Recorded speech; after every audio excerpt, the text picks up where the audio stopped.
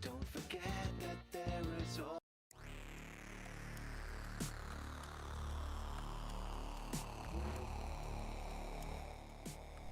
Hello everyone! Great that you all came, and I hope you have all a wonderful evening, day, morning, or whatever it is where you are watching right now, or whenever you will watch the stream. This stream will be live on YouTube afterwards, so plenty of time, or plenty of times that you could have watched, or could be watching. Sorry, I need to get my English going again. Spent a lot of time without talking English in the past. Yeah, today, what do we want today? First, let me introduce myself for everyone who don't know me and maybe watched later. My name is Cartography, and I make fantasy maps and YouTube videos about world building and Dungeons and Dragons. And today I want to show you my map making process,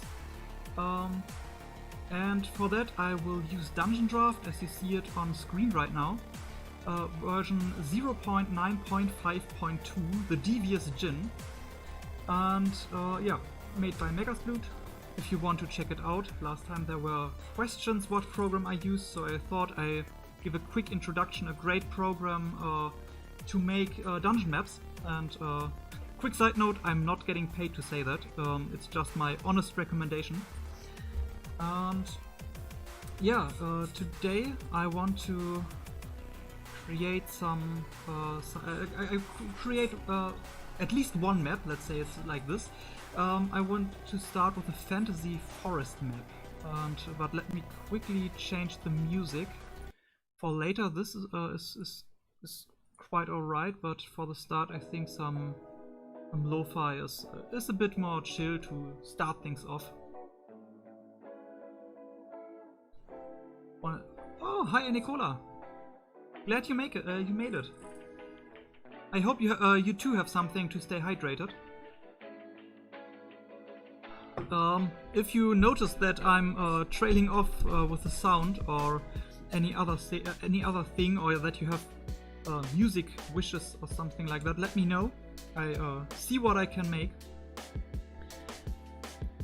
Yeah, but let's get started before nothing is on screen for too long.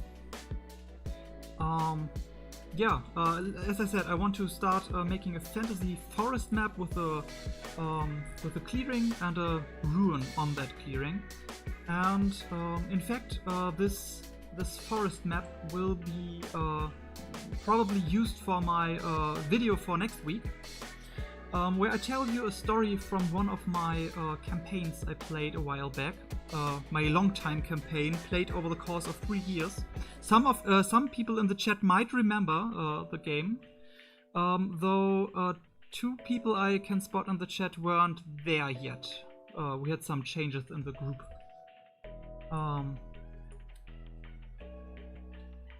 Yeah.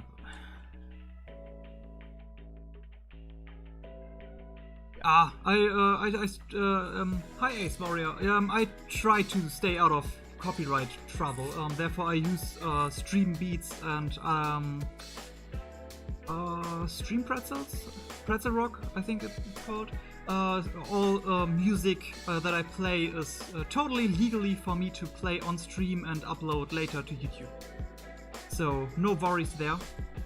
But okay, yeah, the game was called Vermächtnis, or Legacy in English, and it was a lot of fun. And I wanted to share one of the locations from the early game, you could say, the first real dungeon they were in.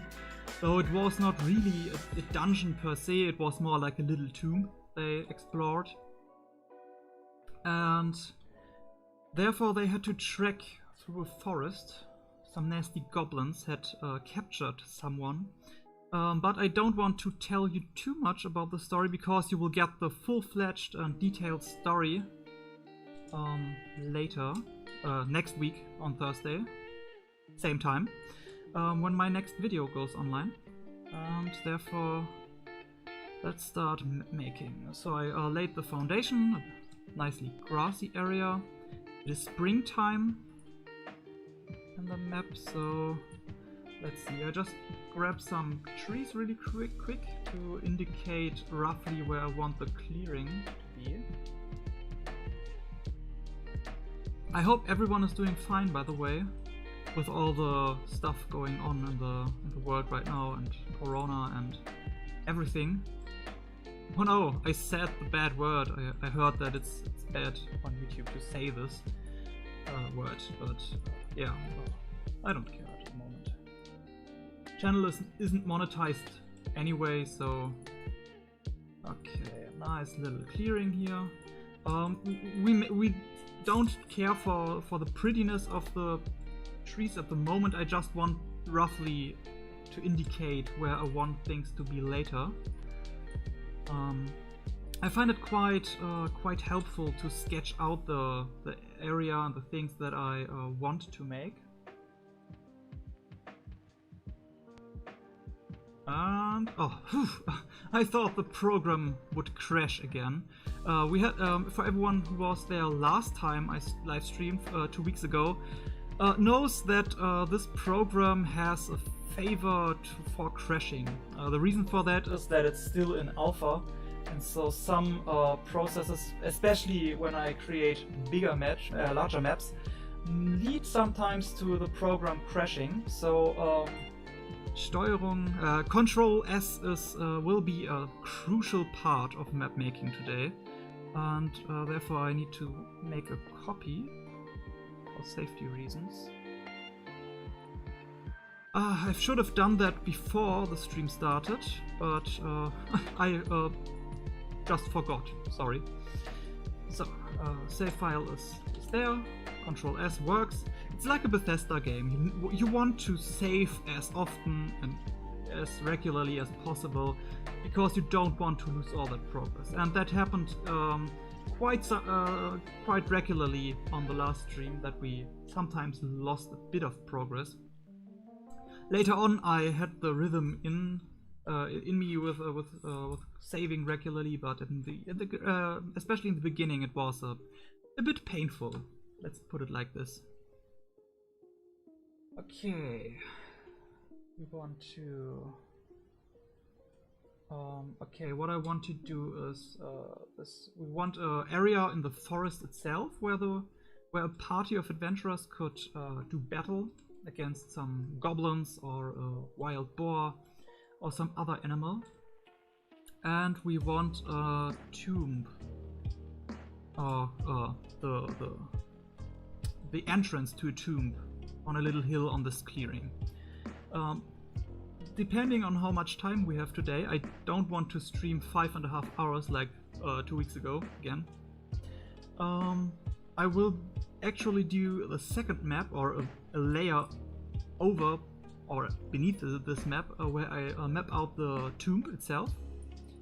And if even then is more, and if we have more time even then I want to make a different map, but we will see if we get to that point. So let's put a little path here, leading off, little trail through the woods.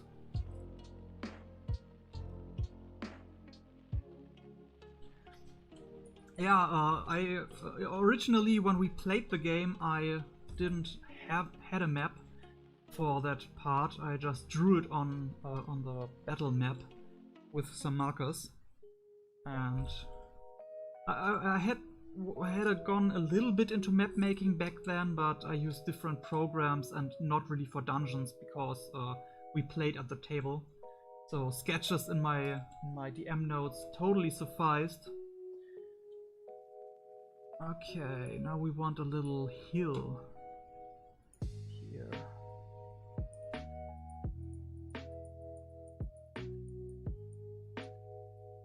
Like this.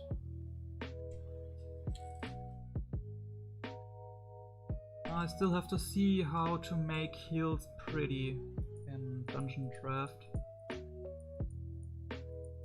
Could go like this. What do you think? Is this a pretty hill?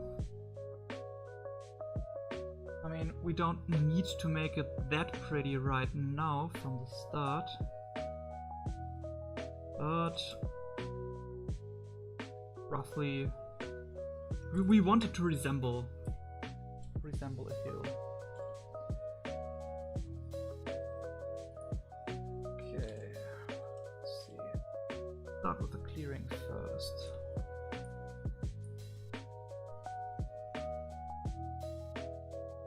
And is any one of you playing D&D this weekend or this week? Weekend haven't started yet. Though I hope that you have no game today, because that means that you have more time to join us all here in the stream. Let's see. Okay. Let's delete some trees. Okay, as I see right now, I think we will get by making this map pretty quickly, because making overworld maps is always a little bit easier. Less details to place, especially in a forest. There are not so many things you can do there, except for when you place a location in a forest, but for forest maps themselves. 4 games this weekend. Wow, okay, that's a lot. I hope you enjoy all of them, Nicola. Oh, hey Sam. Glad you can. Yeah, my English is not in form right now. Give me some time and some tea, and it will all work out fine. Okay, let me try again. Hey Sam, great that you made it. Always happy to see some familiar faces in the chat. Okay, let's see. Is there anything other we could use for the ground of the forest? Because I think it would not be this pretty and green. Underbush, that's too swampy. I mean, it's called swamp, so what have I expected? Could go for a more mossy look for the forest, for the underbush. I will place a lot of stuff over it, so, but I want to make a clearer cut between the forest and the clearing itself. Oh, everything goes fine at the moment for me, at least. Writing the script, I actually finished the script for the next video, for the storytime video, and the map is actually I will use footage from the stream for the video, so I can make it a bit longer and concentrate on telling a story rather than animating and editing the whole video around it. Okay. I'm not so sure if I want to go with this mossy look, but we can always change it later. Don't forget saving. Let's see.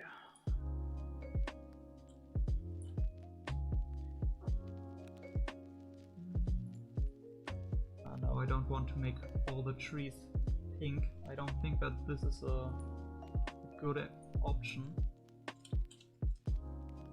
I mean, I really like the color, but I like to use the pink trees more in a cherry tree sense, and I think that these kind of trees are better suited for highlights than to make a whole forest. What do you think? Should I make a forest of pink cherry trees? Plural.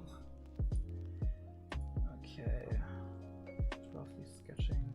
Okay, now the tricky part in this map will be that I want the players to be able to traverse through the forest, because in the story the players came roughly from this direction here. They have not found the hidden path leading to the tomb, because it's ancient. Okay, not so ancient. The tomb was abandoned roughly 50 years ago, and since then nobody really knew of its existence, and it's in a pretty desolate place. So yeah, not really many people going there anymore. I like to do the little patches because in theory the players could just walk under the trees, under the tree tops, but on a battle map you don't really see that. How old does something have to be ancient? I think ancient, for me at least, it's from a different civilization, like yeah, something so long ago that only historians talk about it, like the ancient Greeks or ancient Egypt. But this is in my former campaign setting of Gazelion. It was like 50 years ago that this tomb was abandoned, and maybe several hundred years. For fantasy standards, it's pretty young, you could say. It was a site of a night order back in the day. I think I can use the stream to give you a bit of lore, a bit of background lore. I won't cover that in the video. So if you have questions, ask. Otherwise I will just talk a little bit about it. There was once a big kingdom, the kingdom of man, you could say, and it spanned a very large area. And then a war broke out with the Vishkanya Empire, race from the more you could say the more east races, the Asian races from Pathfinder, like Vishkanya, Samsara, and so on, and Tengu they are called in Pathfinder, and yeah, there was a war. The Vishkanya Empire from the south attacked, and they could be beaten back, but in the fight, the king died tragically, and over that, the kingdom split in two, or you could say 3 parts, or maybe even 4, depending on how you count it. There's two greater chunks of territory, Vadvale and Zolus, 2 kingdoms, new kingdoms, you could say. Fighting each other over who's the legitimate successor of the kingdom. Then we have a really large area that is deserted because, yeah, there are a lot of how do I put it? It got overrun by monsters. It's the old capital, and yeah, not pleasant to be there. We never got to visit this area in the campaign itself, sadly. Would have loved to explore that part of my world. And then we had Freistand, a little dukedom in the east. And that's where we started the campaign, so I won't tell you too much about it because I will give you a bit more information in the video. And yeah,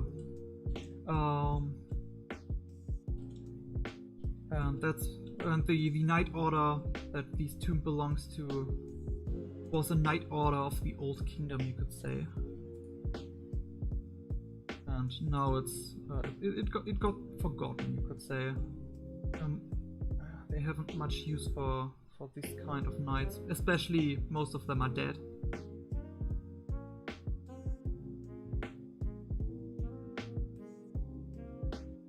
Okay, mountains here.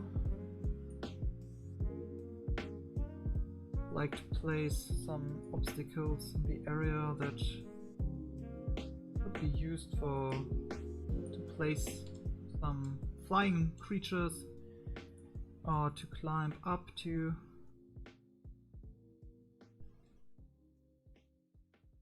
Oh, maybe like this little mountain.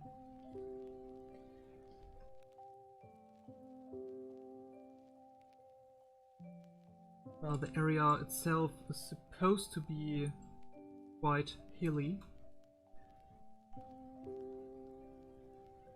So putting a little bit of putting a little landmarks here and there can't hurt. I really like to do that on maps, because I really dislike it when a map just looks flat. That's my #1 problem I have with battle maps and drawing on them. It's that you can't really give your players a good sense of height. There's a hill there, or the ground is uneven. And it's much easier to do that in Theater of the Mind. But in Theater of the Mind, it's much harder to do anything related to giving players a sense of where they are exactly and what they can do with it. But with these maps here, I at least try to add some of the height differences and the surroundings. Okay, what do you think for a rough sketch of everything? Still not really satisfied with the tree line around the clearing.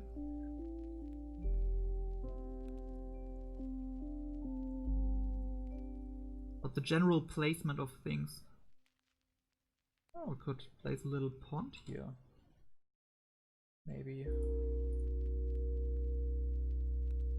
If, by the way, if you have ideas for stuff I can put on the map, or for little challenges for me that I can integrate into the map, I'm always in for that.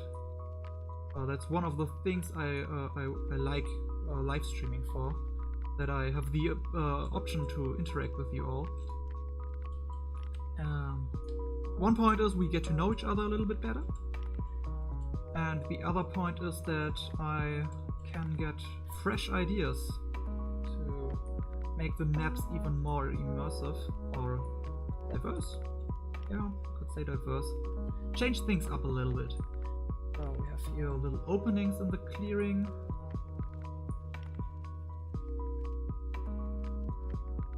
I have to delete some of these trees. I hope they add more assets in the future. At the moment it's a bit there's not so many options that I can use.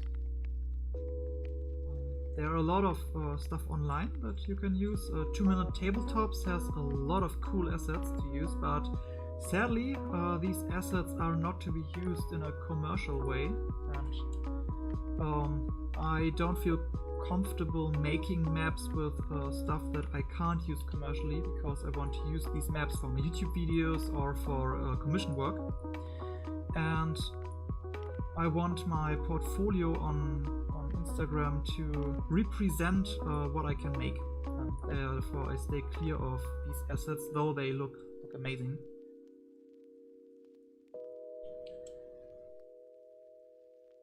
I have and I will use certain assets in the past that are licensed to be used, so that I can use commercially, but that fall under certain.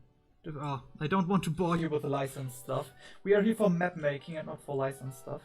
That's my thing to worry about, not yours. Okay, I think the part here in the south is getting there. I like the... Oh, we have a little opening here where the initial tokens could be placed. I like to see that, to think as a player starting on this map. If I would be placed here, where would I go? What could I do? What are my options?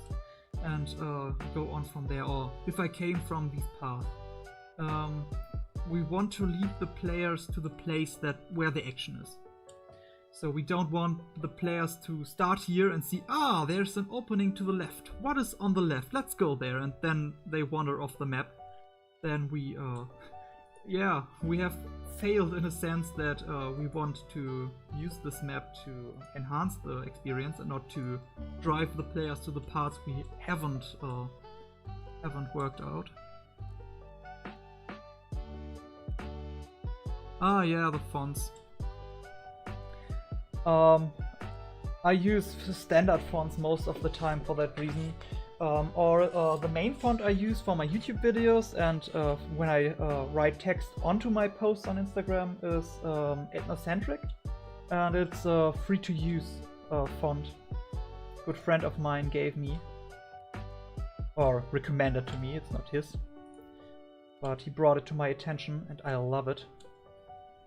Okay, I have the first thing to do for you, chat. What do we want to do with this patch here? I think we could hide something there, like a little something to explore, something to discover for the players. Any ideas?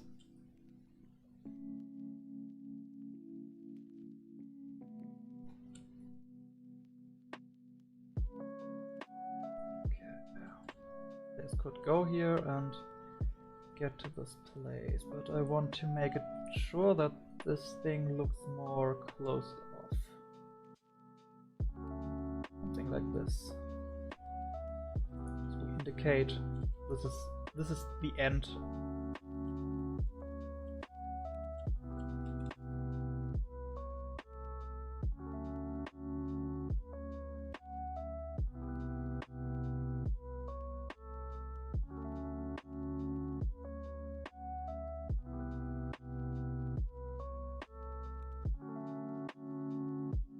Can't remember what it's called, but it's the spooky font in Blairburg. Yeah, I think that most of the posts you post at the moment, I love the spooky maps and all the references. I have to admit I don't get all of them, but the reason for that may be that I'm not a native English speaker and I only recently started to consume all my series and media in English, mostly in English. Ooh, a little shrine. That could be cool. Like you're a pilgrim and you come this way to visit this tomb of the Night Order, and then you have here a little shrine where I could make an offering for the safe passage through the woods. I think I like it. Could got desecrated by some goblins over the time. I could just place a really big dinosaur footprint in here, but then would be the question, how the fuck did it get there? And I should stop swearing. I try to keep this American friendly. Don't want to bleep out my words.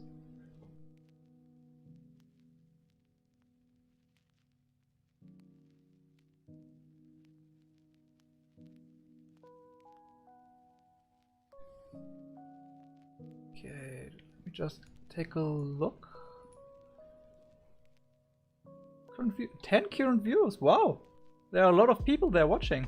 That's cool. Hey everyone. Yeah, I will probably make a dino map in the future. Again, I really like to play with these. And maybe I have to look if Token Vault have options for dinos, and if Token Vault allows its tokens to be used in commission work. That would be really cool. But for most map things, I don't really need tokens because these maps are meant for game masters to be used in like programs like Roll20. So stationary token is always a little bit of a problem. Can add that later. Oh no, too much red. Something like this maybe. But we want to place it beneath the trees. No, we don't want it. Something like this maybe.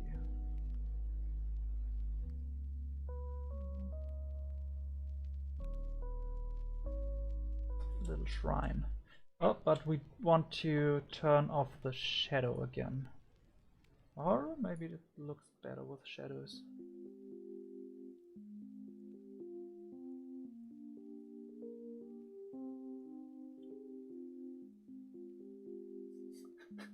Yeah, I think there were players that could do that. Oh, let me rephrase that. Characters that could do that. Standing there, being oblivious, failing all their roles to get a sense of what is happening. Ooh, or something like that maybe. I like the trees. What do you think? Should we use this asset for the shrine, or should we stay with this asset? Normally the first one is a portal, but that's the beauty of assets. You can use them however you want. Okay, while you decide, I make this thing a little bit more. So we have a clearer entrance to the shrine, a little path leading off.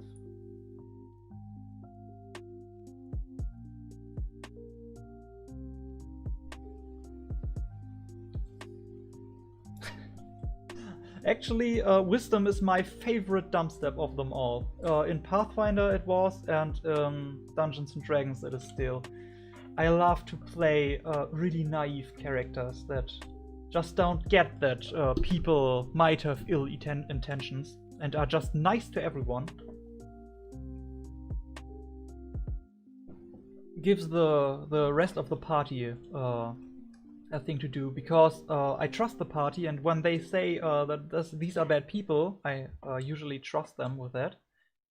But I think it's always a great thing when a party is a bit diverse in terms of their abilities, so they can rely on each other for stuff. Gives nice opportunity for group play. Okay, I see you want the round one.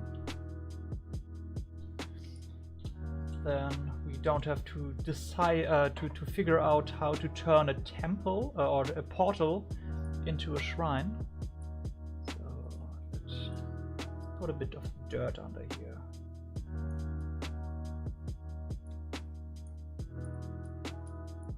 Maybe like this. We will make the path pretty in the later on. Okay, we have a shrine. A little forest area here. This would be the area where my party fought off a goblin patrol.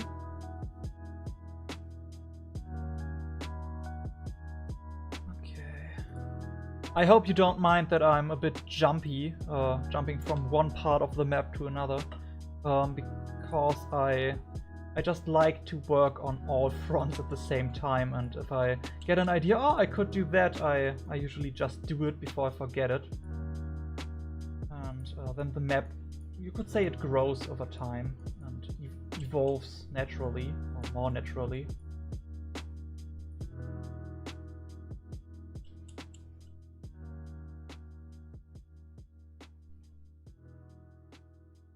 By the way, if you want access to all high-quality map files or image files of all of my maps, you can get that for just $3 plus taxes per month.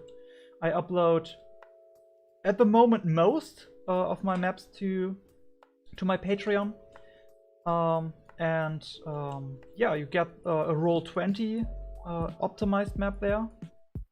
With where you can just drag and drop it into your Roll20 or other virtual tabletop program and use it there, or you can get a high quality version, the most pixels I get into the map, you could say. I upload that there. Yeah, so if you are interested in getting my maps to use them for your own groups and supporting me on the way, I would love that. And I would love to share that maps with you, and I would really love that.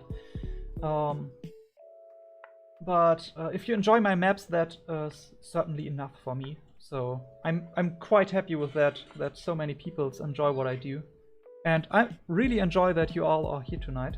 Oh, for me it's tonight. I think we have people from around the world, so today, this morning, choose yours. Okay, but back to map making. Okay, I think I like to sometimes just zoom out and view from a top, because I think a good map should look pretty from afar too. So you look at it and you think, I want to see more. Then you can zoom in and look at the different places. Especially with Instagram posts, this is quite useful because most people will see the map scrolling by, and then the first look is what counts. Okay. I'm quite happy with the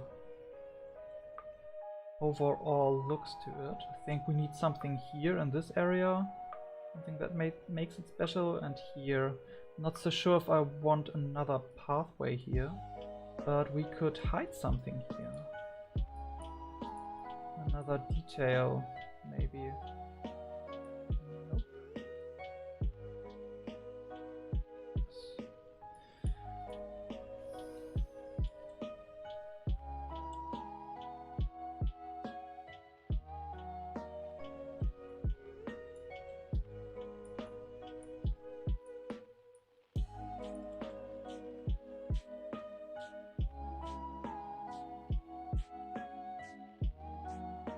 Ah, small camping area, yes. I initially thought that the goblins are hiding inside the tomb entrance that will be placed here later. But goblins need to eat too.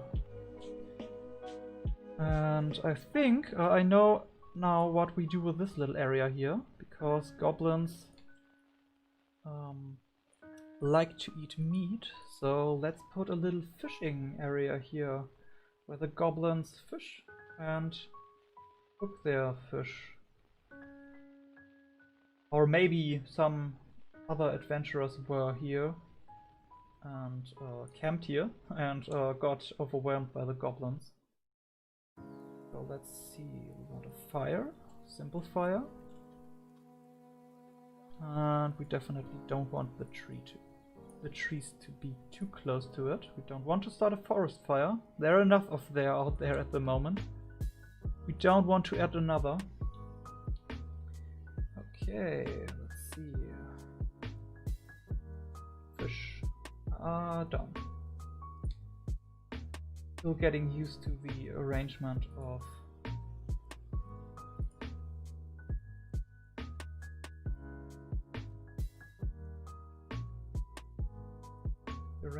everything.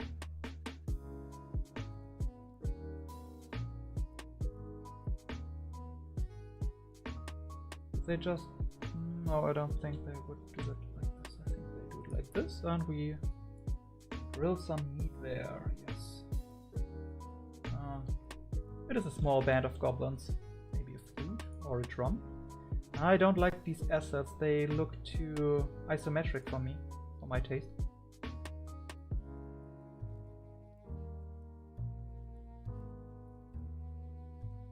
Let's see, what can we use to make this camp look a bit more campier? While still conserving the goblin feel to it.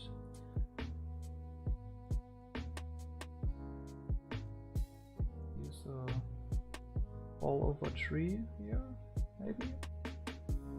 So they could sit on it, maybe like this.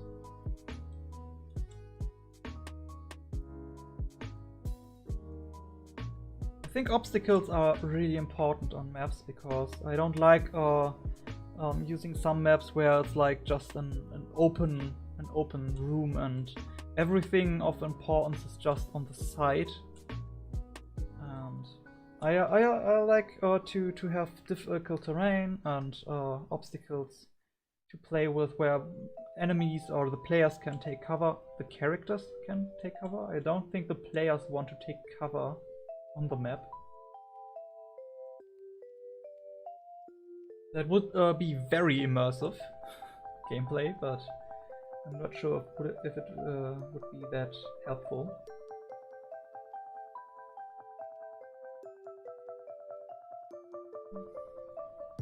Okay, maybe we revisit it later.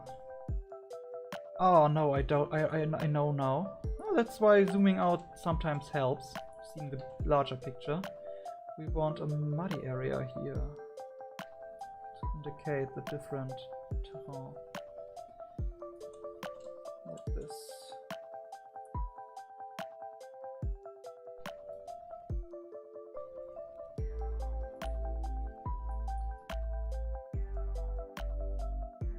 Yes, and I'm still a bit sad that I can only use 4 of the terrain brushes. There are just some words that are hard to pronounce. Yeah, but I think that I always like to add this little sandy beaches to the water. This gives it more of a riverbank flair.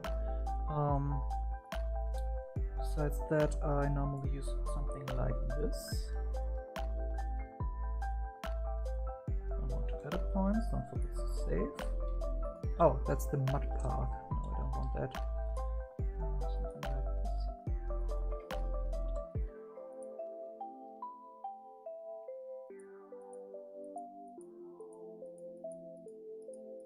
Rocky is, I think, the best option here. But I think we have to edit some points because I don't want overlay with the mountains too much. Maybe put it here and continue with this. No, we don't.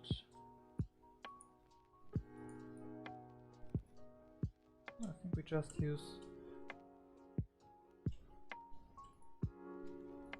We have a small cove here.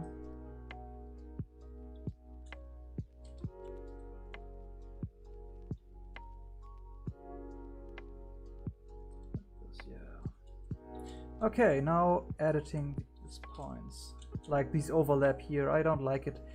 Most people won't really notice, especially with the resolution Instagram allows. But if you want the high resolution one from a Patreon, or you could say it's for my own sake to make this pretty, because I don't know, I don't like it. Yeah, the fire. Yeah, that's a problem. The base asset is a bit large. You're totally right with that. I will make it a little bit smaller. I mean, you have to see. This is one square is like 5 feet. So 5 feet diameter campfire is quite large.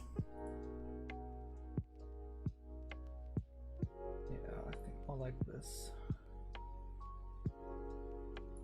Oh, but maybe a bit too small. We can always nudge it a little bit here and there.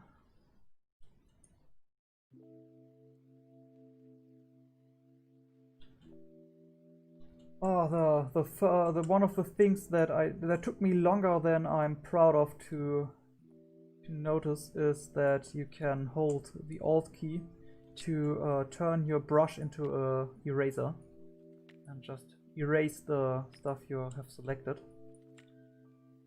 I used Control Z a long time.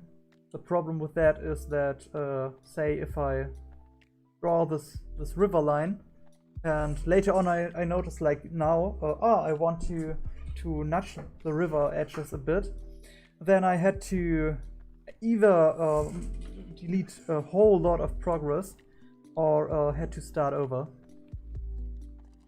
Luckily now I know that.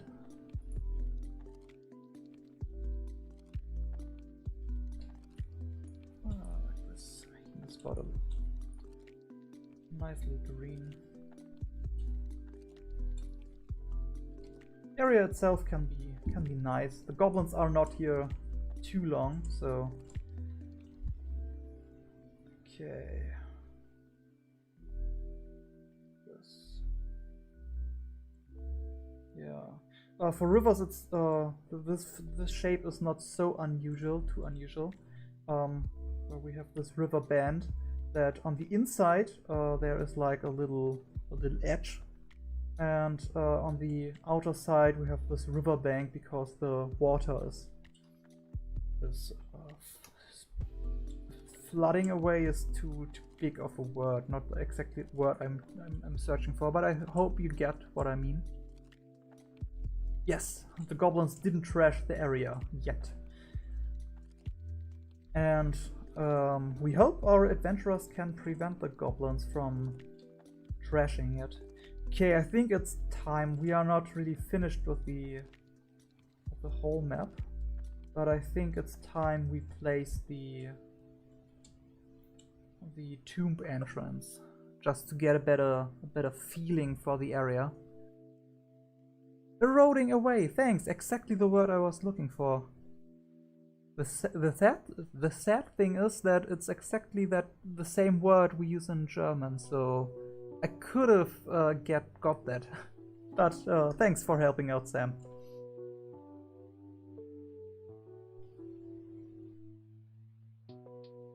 Okay, thanks Nicola that you dropped by. I hope you have a great evening and enjoy some Hades playing. Or just enjoying the rest of your evening. And the 4 D&D games in the evening. On the weekend, not on the evening. I don't think that even you could manage 4 games in one evening.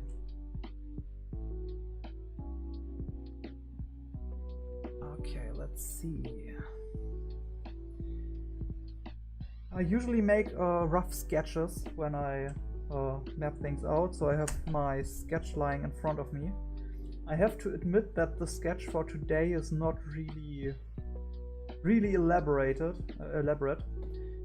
but I had a rather clear picture in mind what I want to do with this one. So I think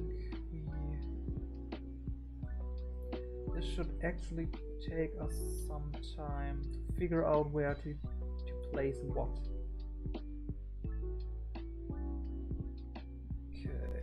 Definitely want the shadow.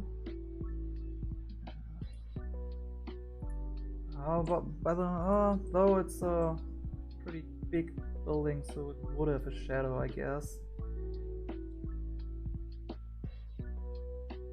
So, I want to place that here.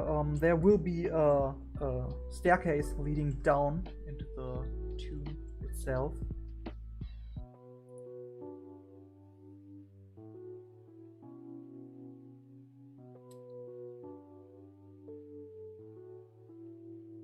Don't like the color, but we can change the color. Something like this.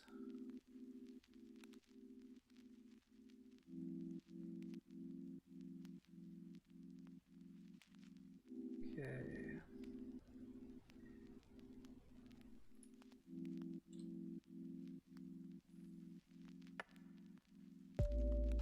The idea at the moment, at least, is that this thingy here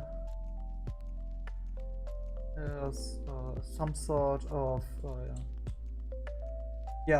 this part here is the roof, you could say, spending some shade, and we definitely have to rotate that a bit.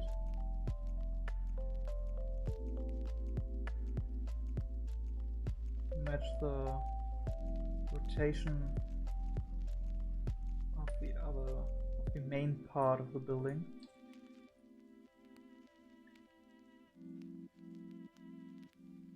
Like this.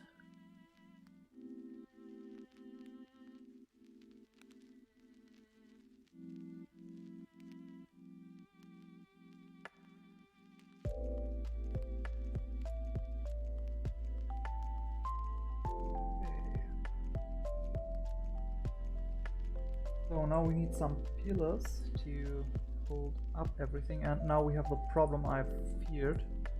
We have to put this in a different layer, maybe layer 3.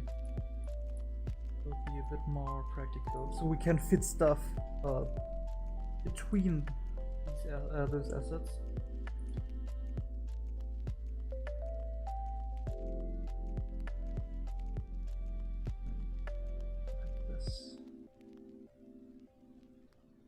I don't like those pillars. Not so sure what kind of pillars could be really indicating that these are pillars to the tomb. Nope. Maybe this one here. Something like this. No, I don't think they get the point across. I don't think that we even need that. Question is, do we get the point across that this is a thing that you can walk in? The path that leads up to that, I'm not quite sure this round thing here is exactly what we want.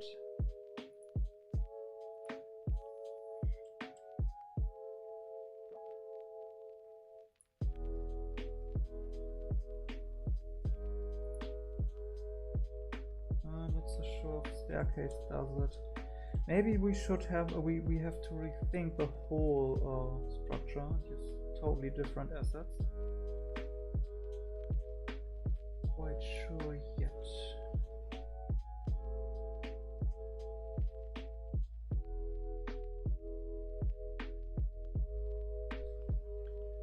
I mean, we could use actual walls. Walls always block the light in a way. And because I want to work with moonlight later on this area, walls create more of a problem. It would be really good if there was an option to just turn off the shadow of the walls, or at least of certain walls. Ooh, I have an idea for the goblins. Something like a little thing to rest upon. But where do we place it?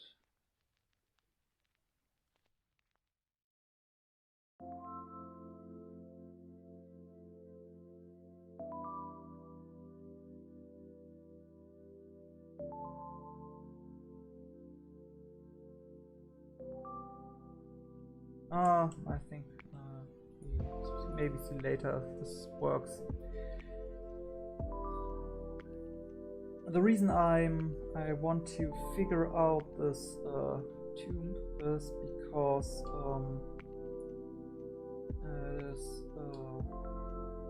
it is like the main part or the main attraction on this map, and I think it's great. It is important that the main theme of the map resolves around this temple.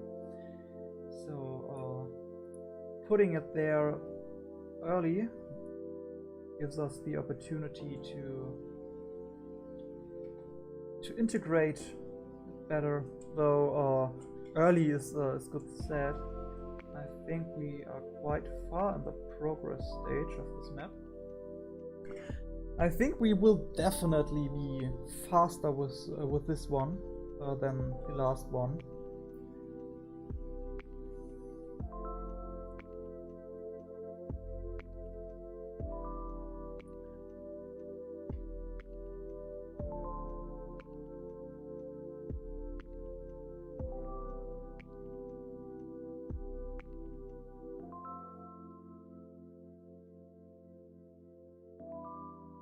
No. Okay.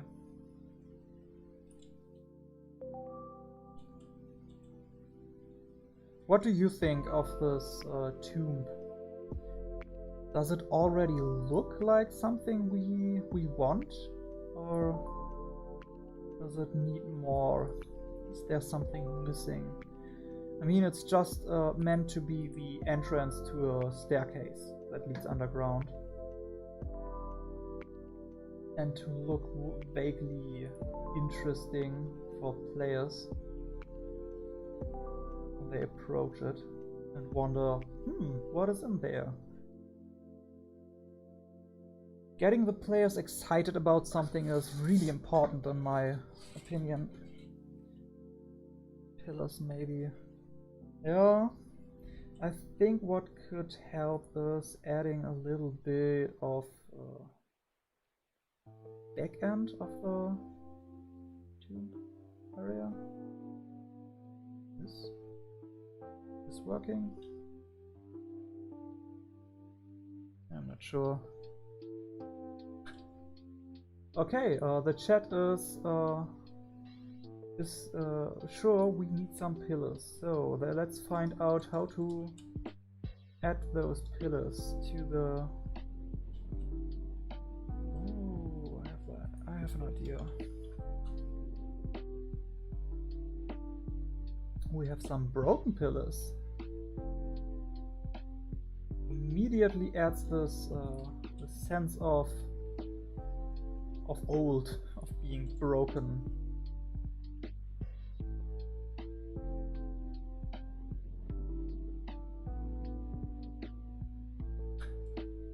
Great minds think alike. I like that. I know you corrected yourself, but I like the original. Okay, what do you say? Pillars, yes or no?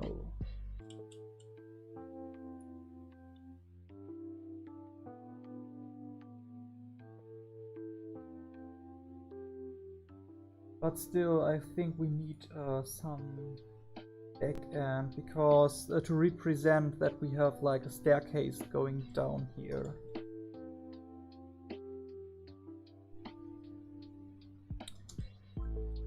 In my mind it's quite troubling, because I know that there's a staircase down here, but it is troubling for me because it doesn't align with the grid. But I think it's important to sometimes don't align everything perfectly to the grid, because it just gives it a more natural feeling to it. Tech.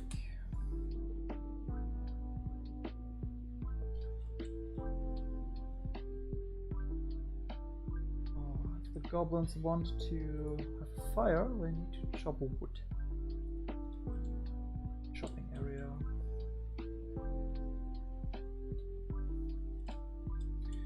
We have a good excuse why the goblins behave so orderly, because in the setting I used, goblins are more or less pretty wild, not really a cultured race, but more like a monster race at heart. But they are led here by someone.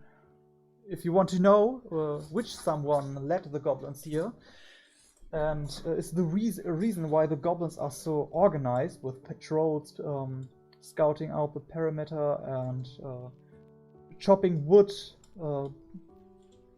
grilling meat, then you have to wait till next week. So let's take a look on it from above. What do you think? What do you think about the temple? Is it okay in that way? In that way we have it right now?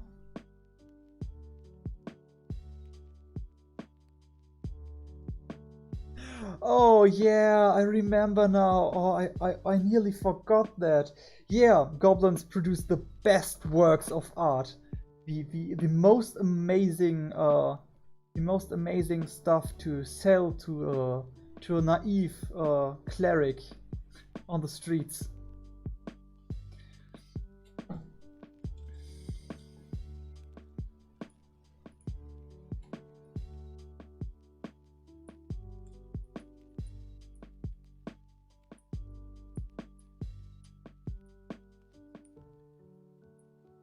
Oops, I don't want to delete that.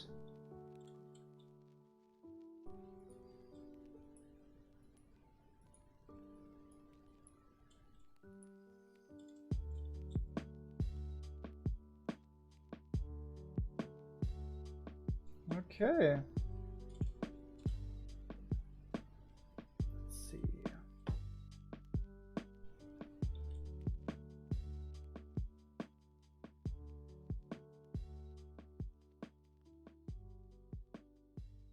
Longleg Crusher 2001.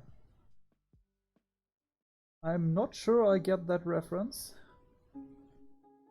Is that a great work of just a long stick? Ah, yeah, fine goblin art and fine goblin names for said art.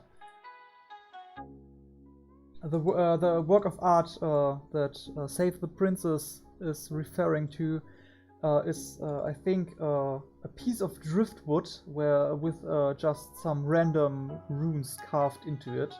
And with the runes, I just mean random symbols and patterns. Sold for quite a high price. But hey, the cleric kicked off a whole underground goblin art scene with that. So, as a cleric of the goddess of beauty and art and everything that is beautiful in its own way, I think it was a great work, a great pious act to inspire these goblins to do that. Maybe something like this.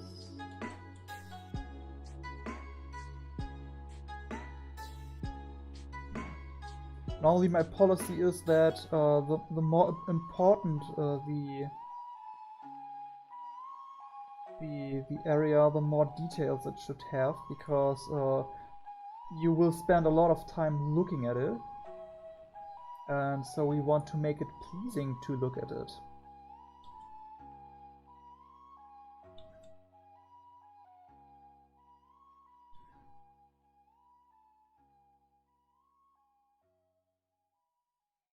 I think the shadows here could help sell that this is high above the ground.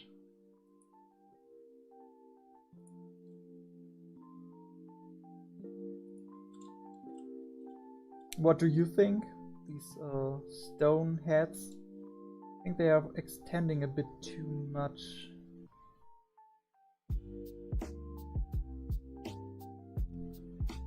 Reaching too wide. Everything not the...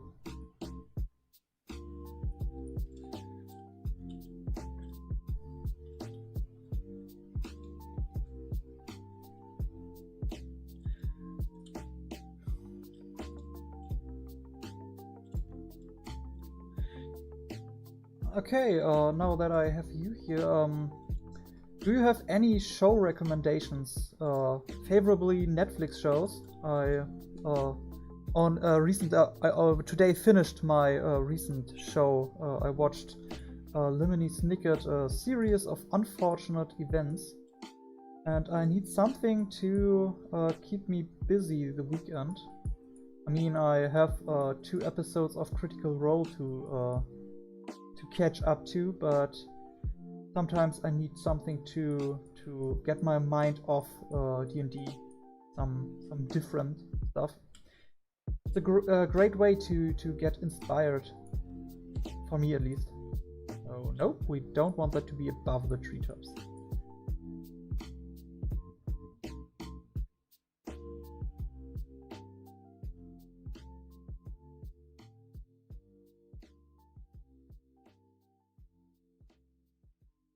Cobra Kai, never heard of it. What is the series about? Or what is the show about? Oh, I don't know if I've mentioned it. Bonus points if it's a cartoon series. I love cartoons. They're so good. It's really sad that so many people think only because something is animated, it means it's for children. And only for children. There are so many good shows out there that are definitely not for children or have an undertone that is definitely meant for a more adult audience. So if you know any,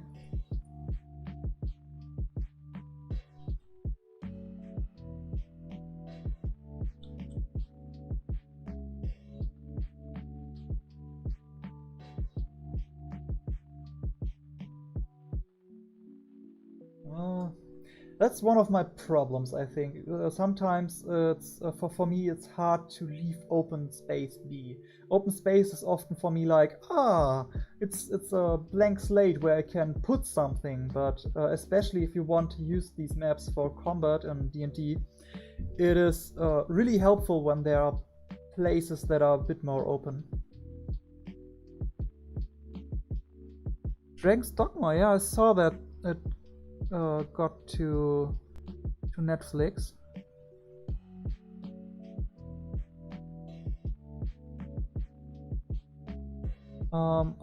Sad that you didn't watch it. I am really curious how it is, but maybe I will try it. Okay, we have overgrown path here. I think I like the overgrown look. So maybe, just maybe, we will add that to the whole path. I mean, then we don't have the clear difference between tree area and the clearing, but I think that gives this path quite a nice overgrown look to it. We can just test it, and you can decide if you think it's worth it, if we want that for our little map here.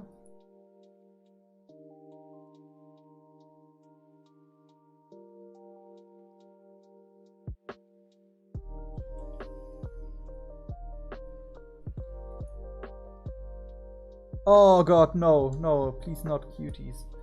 I heard that the makers of the show auditioned over like 600 little girls for the show and watched them twerking. I have no idea in which producer's mind hearing and then we have little children's twerking sounded like a reasonable good idea.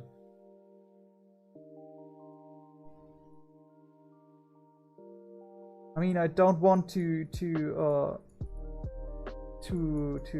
I just don't want to think about that that the producer maybe liked the idea a bit too much, a bit too much, yes. But no, please no. Oh yeah, Save the Princess. That's a good point. Overgrown is a good thing. So the players don't feel too bad, or if you phrase it right, your players won't feel bad at all discovering that, but they will think, we discovered a path that we can use for the way home. So the players used quite some time for traveling through the woods and tracking the goblins back. No. Our first crash of the night. I've just watched the chat. Yeah, Malvo, I hope you have a good night of sleep and enjoy your evening. And I think we are in good company. We will enjoy ourselves. The stream will be up on YouTube later. And you didn't miss the first crash of the evening. So let's start the map back up again and see how much we lost. Hooray, always a fun thing to do.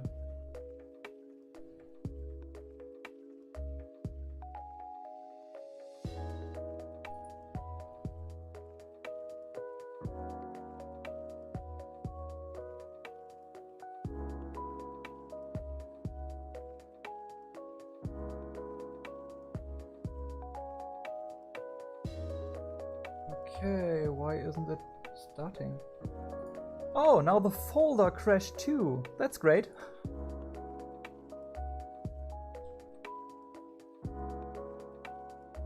Sorry everyone. Oh, but this is maybe a good place to have a change of music. Oh no, let's see. Starting it back up. How much did we lost? Oh boy, we lost the whole temple. I thought that we might lost all the overgrowth, but losing the whole temple. Ha. Oh.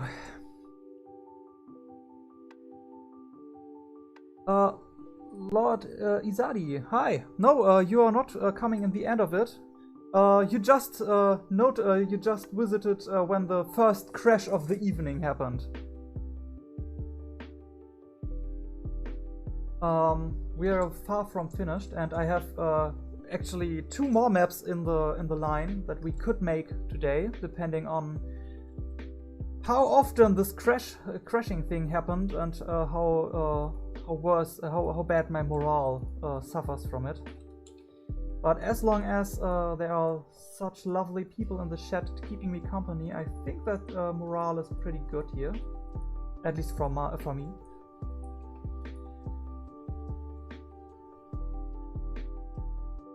Oh, actually quite helpful. Now we have the overgrowth on the right layer, so it's beneath the mountain and not over it. It bothered me before the crash. So yeah, sometimes a crash is the best thing that can happen, because it changes things up. Depending on how much you lost, you have to remember stuff you did, and it gives you space for new inventions, to let go of stuff you can't really remember or you can't really reproduce, and it can actually lead to some really cool advancements in the map. But sometimes it's just a pain, a real pain, when you lose something that you thought you had finished, and then you have to do it again, and you were quite happy how it turned out. That's not so nice.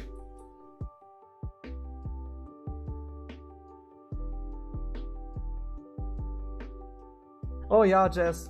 Yeah, Jess. Last time it definitely was a bit kinder. We never lost so much progress on one step. The only time we lost a lot, it was something I took a long time, but only because I talked a lot, and not because it actually took a long time. So with some work I could recover most of it. But I think that we can do the same with the temple. I mean, there were just like 4 assets involved. I should be able to reproduce that. Okay. The good thing is, now that we got rid of the mossy parts on the map, we have one texture brush free to change again. That's a good point. I mean, not of the crash, but just in general.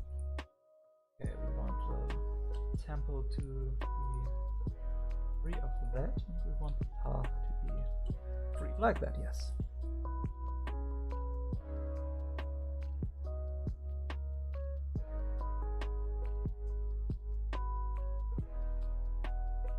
Oh yeah, Lord Izadi, that's Actually, this rune that was placed here before we lost it to the crash, was actually is actually a goblin hideout, and it is.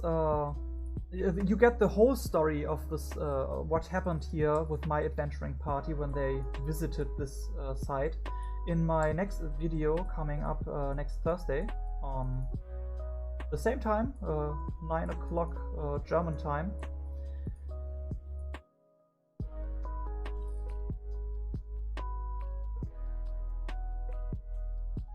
But yeah, small creatures are always great when you have a lot of overgrowth, for them to hide in. Optimal for ambushes. A lot of fun to get close to the adventurers. Suddenly they're surrounded. Quite like that.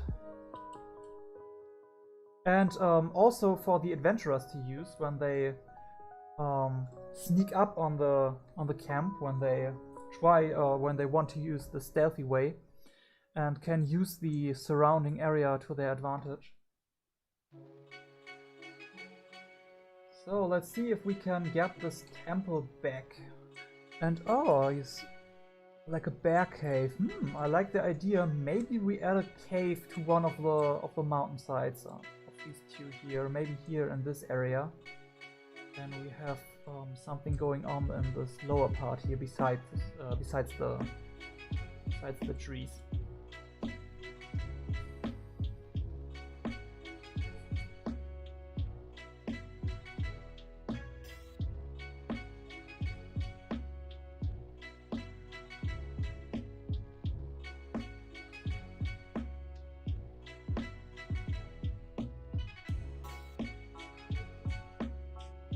So let's see if we can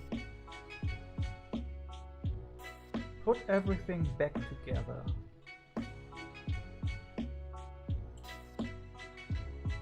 Yes, and we don't want it on that layer. We want to get a bit above.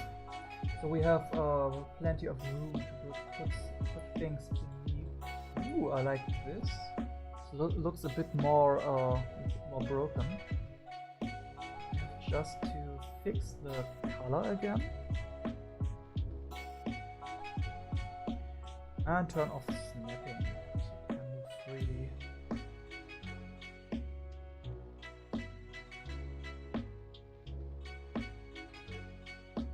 Like this.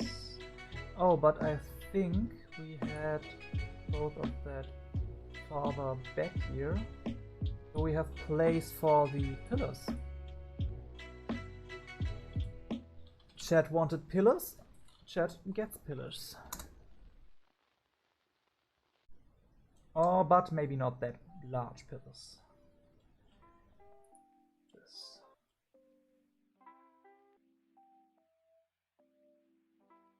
Ooh, maybe blocking the path and like this, maybe.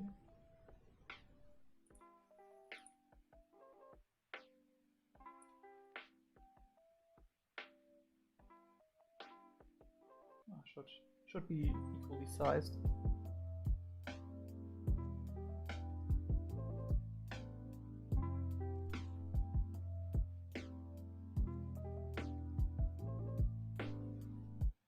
Has any one of you seen a series of unfortunate events? Neil Patrick Harris nails the role of Count Olaf. I really love the series. I binged it all 3 seasons in like 3 days, 4 days maybe.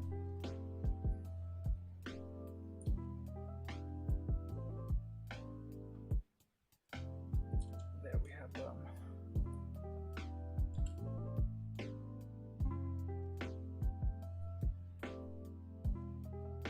Like this.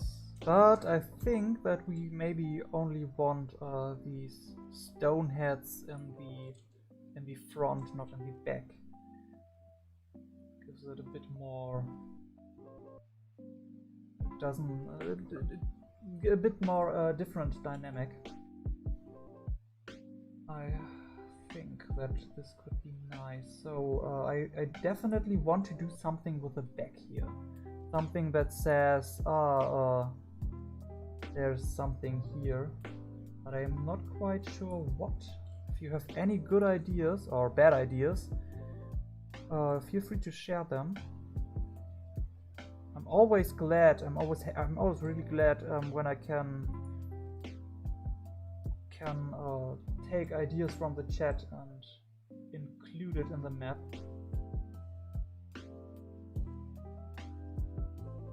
Oh, I think the temple, the backside is something for later maybe. Should not get hung up on that. Let's see.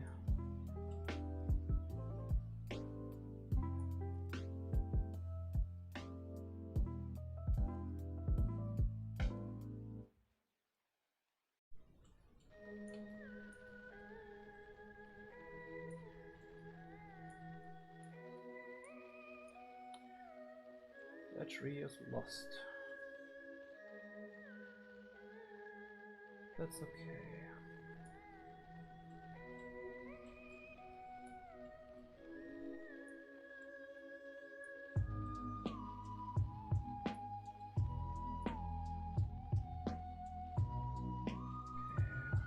Closing up the area here.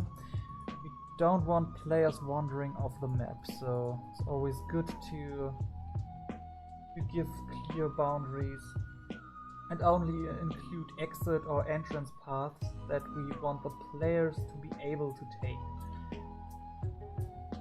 Otherwise we have to find reasonable explanations why they should not go there. And I'm not a huge fan of denying players something they want to do. Thanks for the reminder.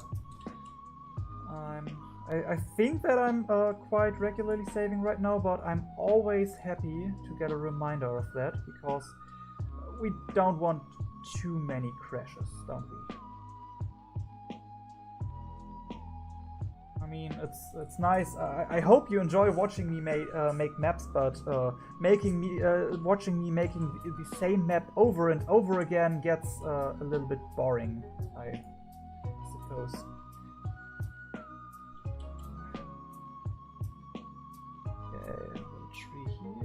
No, we don't need something in this space. This is the free space. It doesn't need to be occupied.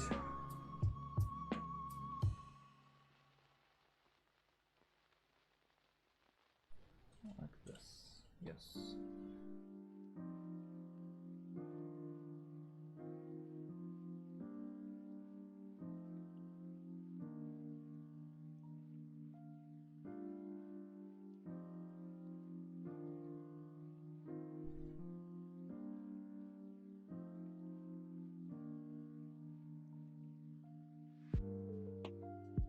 Oh, this is a good place for the starting area, and I can put my logo there later. So it's okay that there's not too much going on there. Okay. The coastline here more naturally look.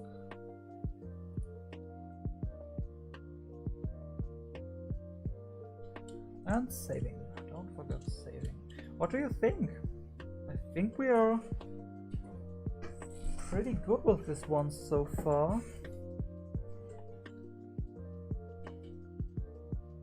Ah, that's a thing I wanted to talk about before I got trailed off again. I love to do that, getting distracted by myself.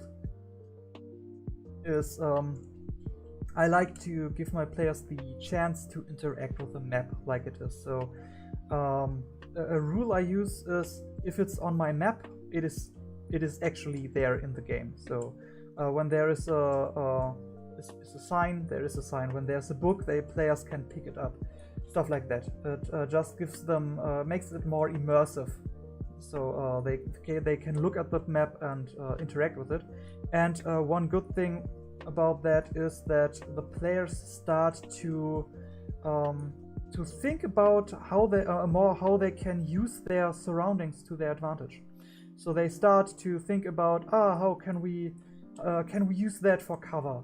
can we hide behind that, or can I pick that up and throw it over there to create noise, stuff like that. And I love that. I love when players get creative with their surroundings, and using a good map is a good way to give the players the opportunity for that, because normally they can't see what is going on.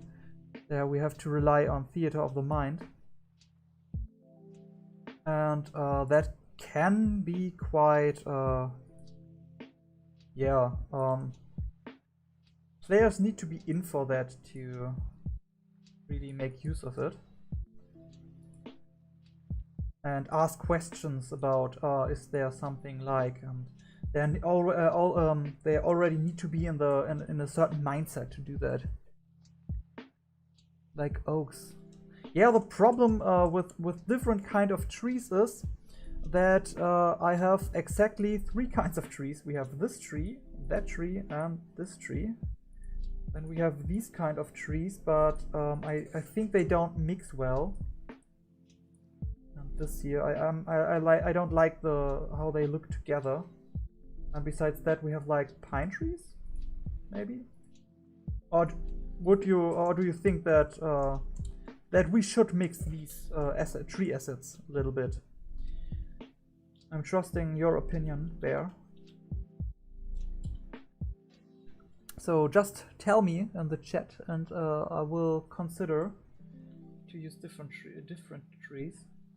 That's what I talked about earlier. That I would really love more assets, but most free assets at the moment aren't usable commercially, and there aren't so many assets out there to begin with, because the program itself is still in the alpha phase, and only recently there is even the possibility to integrate your own assets.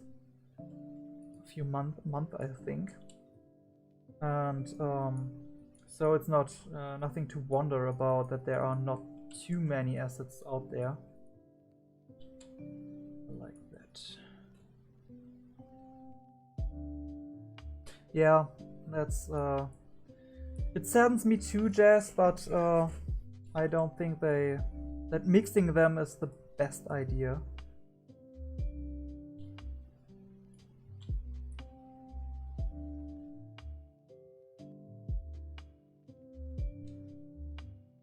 No, I don't want it to do that. I wanted to go here, material brush. Yes, like this.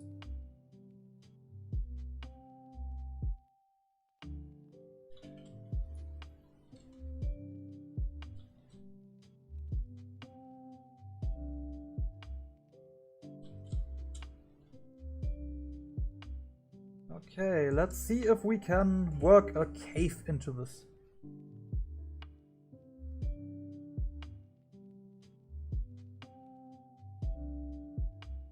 Okay, let's see.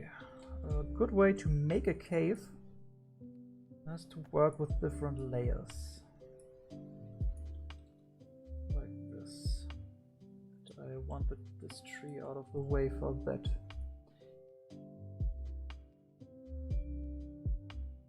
First, we need to make place for the cave. Even one layer below that. So this is our cave. Huh! I actually really like the look of it right now, to begin with, but I'm not quite finished. Now we go a layer above, and like this.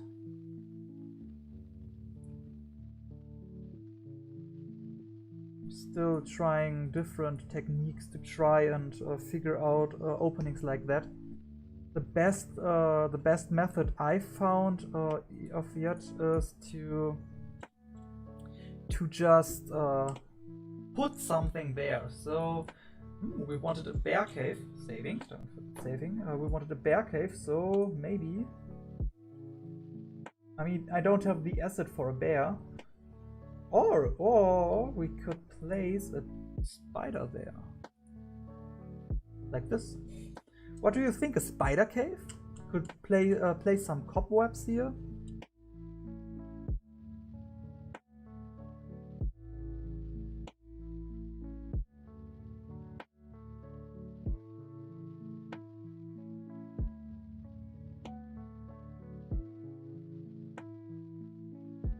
Yeah, yes, Save the Princess, you're totally... I totally agree with you. I think we have enough points of interest.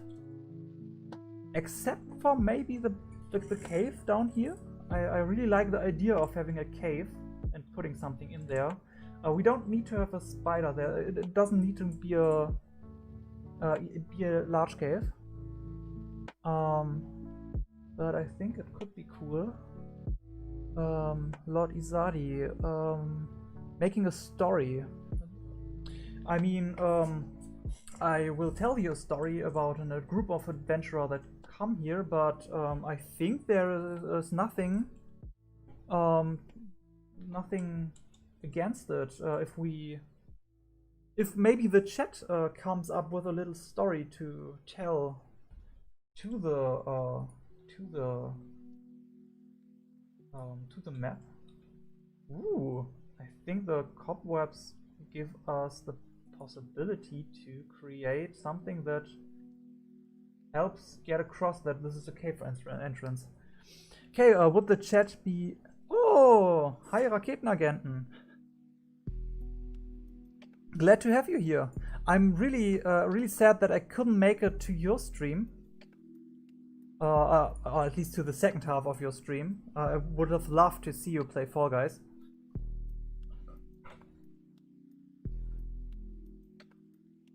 But these maps doesn't make themselves. Luckily. Like this, yes.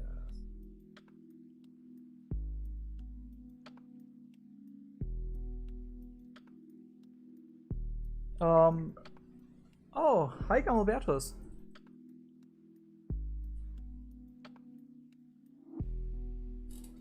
Glad to have you here.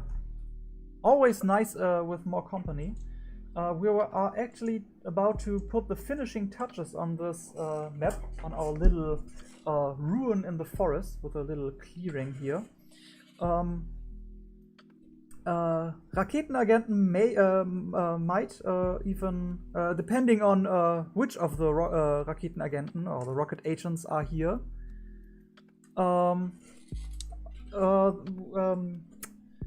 Stefan might remember this scene from the beginning of Vermächtnis, our legacy campaign. I will do a full retelling of the story relating to this map next Thursday in my newest video that I will actually start recording tomorrow. The script is ready. Hi Vicky, glad you followed over here too. Wow, you brought a lot of people here. That's cool. I hope you all enjoy some fantasy maps. Currently, I'm on my way to 1,000 subscribers. It's a long way, as you can see in the top part of the stream. But slowly but steadily we get there.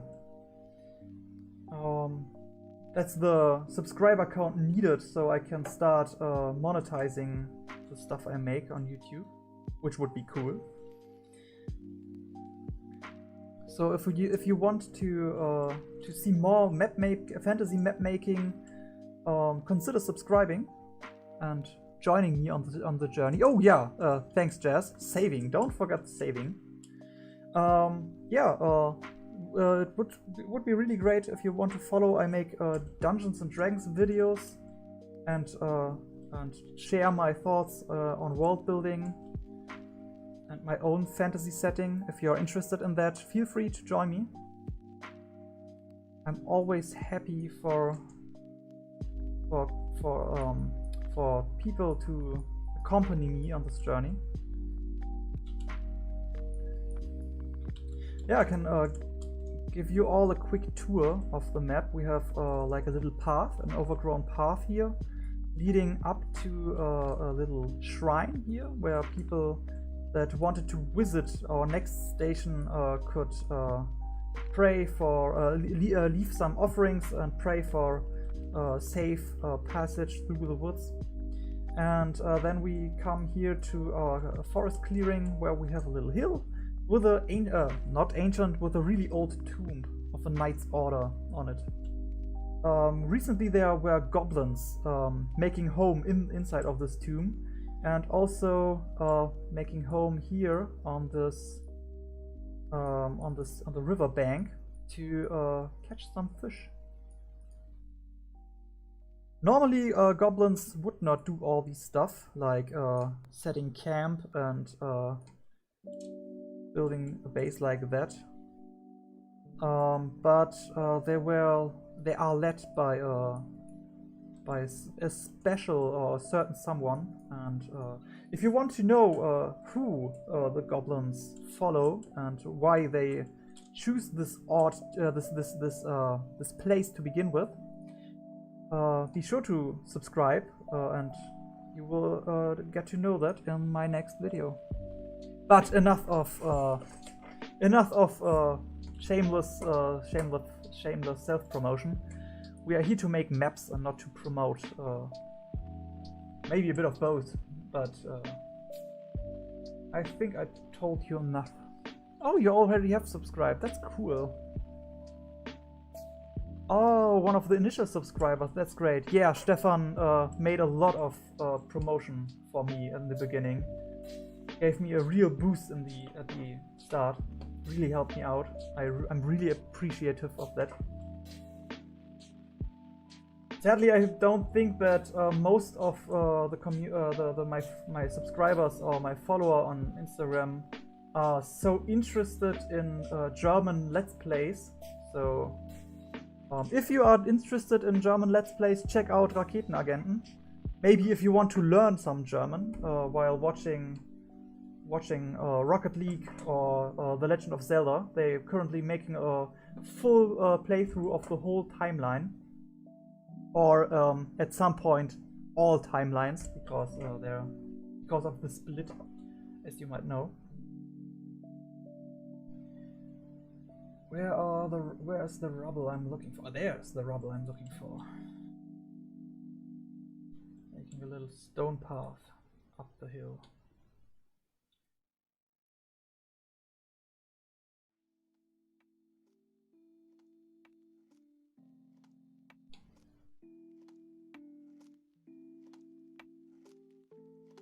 Like that.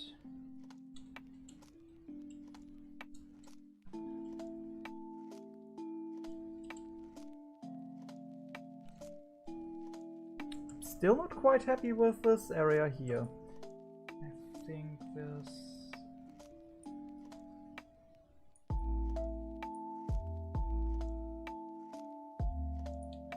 I need a little bit more trees there, because it looked like there is something there to explore, but there isn't. So adding a little bit of like this. Then we have a path leading here.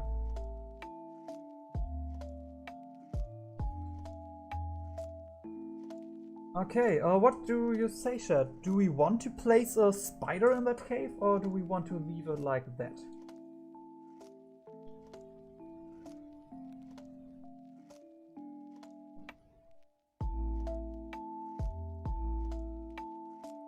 Well, you decide that. I place some more water.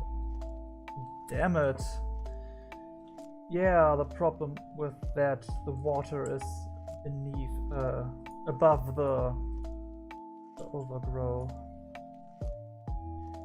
That's why I think that this program needs to give us creators more control over the layers. I want to choose which layer the water is on, and not be bound to one layer water. That would be great.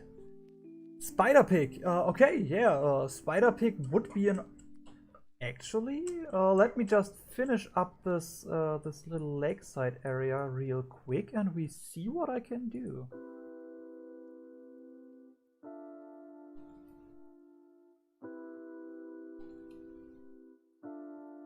sand and a little bit darker. Okay, let's see. We have a pig. We have a pig. But we want it in that cave, looking out of the cave, and now we have to make it spider.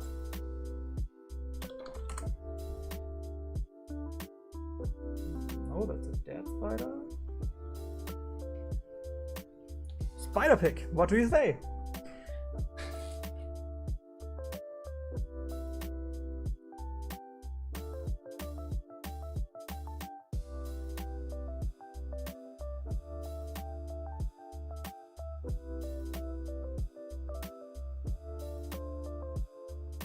I mean, I could... this would... Oh, this would destroy the spider pig.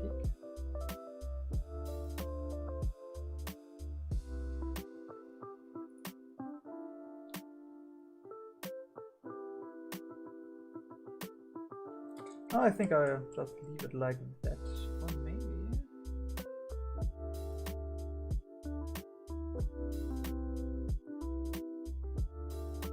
like this. What do you think? Now we have our own spider picker.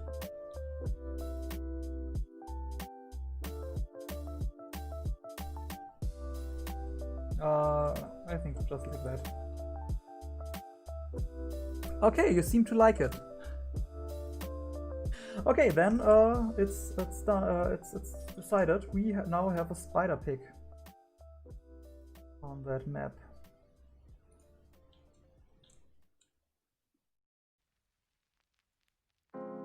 No? Vicky, you don't like the spider pig?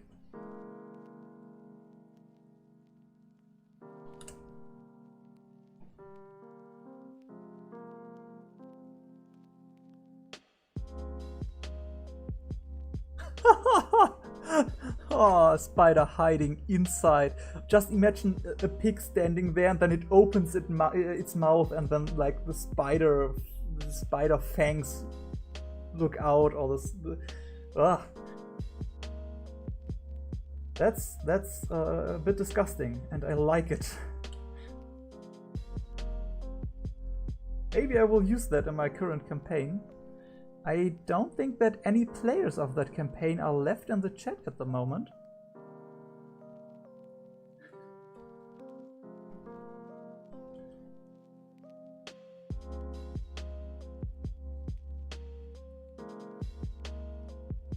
Okay, what do you all think? Are we finished with that map? Or at least with that stage. We still need to make a night version. But I think overall we're done. We don't have to give each and every map too much detail.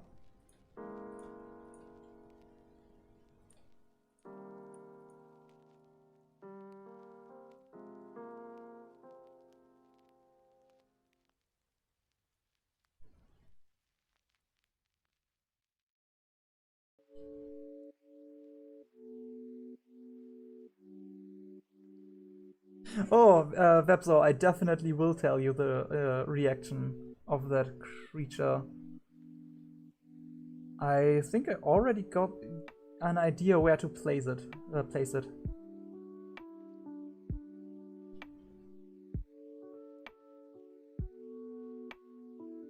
You look to like at your explosions? What explosions?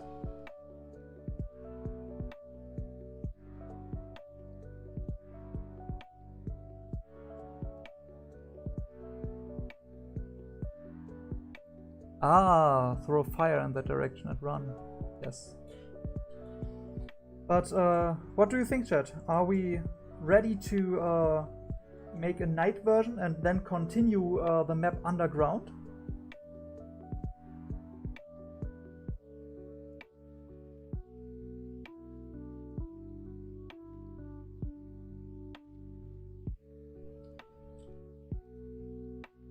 Okay. Can already start a little bit with the night stuff. Can always go back and add a little bit.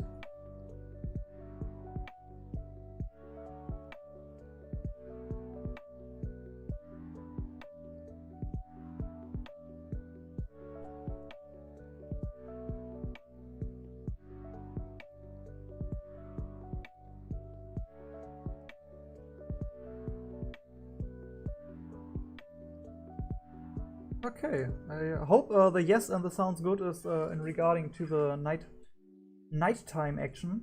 I always love to use purplish blue tones. Purple brings out red tones more better, and if you use not too dark blue tone as an overlay, then you get the night feeling without making everything so dark that you can't see, because when players look at it, they should be able to see, even though their characters might not. And then we can add some lighting.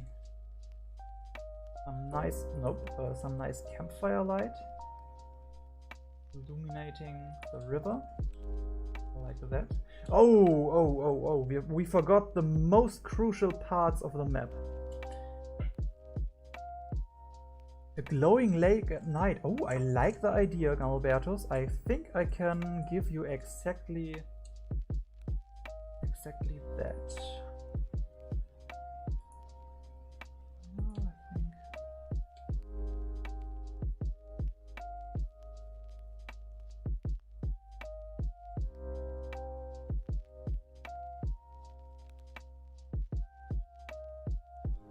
Something like this. I think it's a little bit too bright. Just turn it down a notch. Like this. What do you say? Is this to your liking? I hope it is. And when we are at it, we can add some moonlight to the clearing.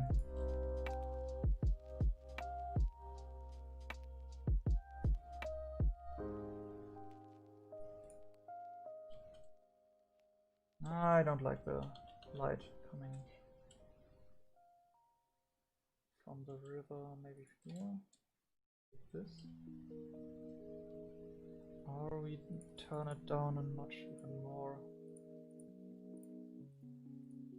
A little bit of blue here.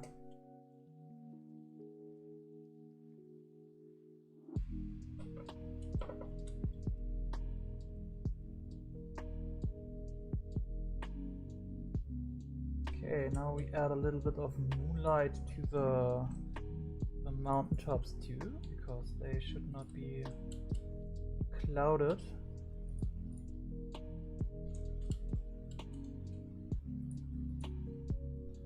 Like that.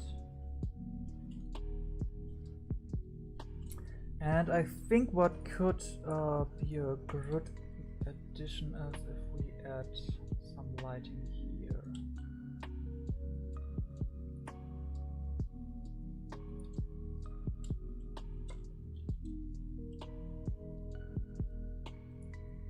Something like that to indicate that there is something inside. I mean, goblins have dark vision and normally don't need the light, but I think it is just adding a little bit more variety to the whole thing. Then a thing that I really like to do is add a little bit of highlighting to certain areas like this, so the temple pops a bit more, the shrine. Could add an ominous pinkish glow to the pick.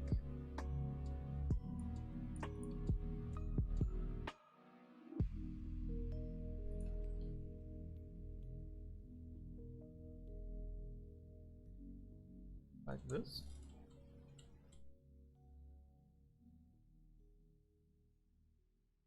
Okay. Oh, the thing that I told you about saving is the really crucial part is I like to add some details to that I like to include on my maps. Normally I like to really to place glowing crystals, but I think the map is fine without them. Oh, that's a good point, Jess. They can see further with it and they can scare wild animals with that. Yes. That's a good point. One thing is we can place some rocks to area more, or a bit more structure.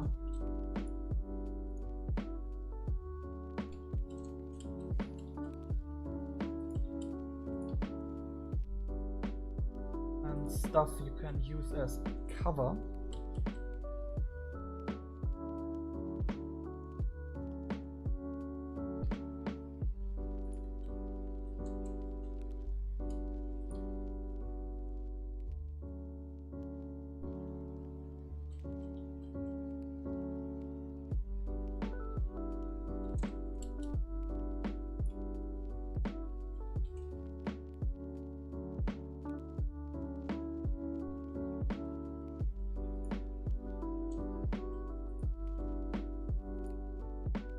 Maybe there was once a druidic circle on this clearing, and these are the remnants, and they just built the tomb on top of that.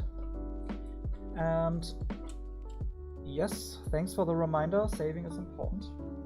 But the other thing that I like to use to make each map my own is to once, wherever there is a fluid, I like to place a bottle post in it, something like this.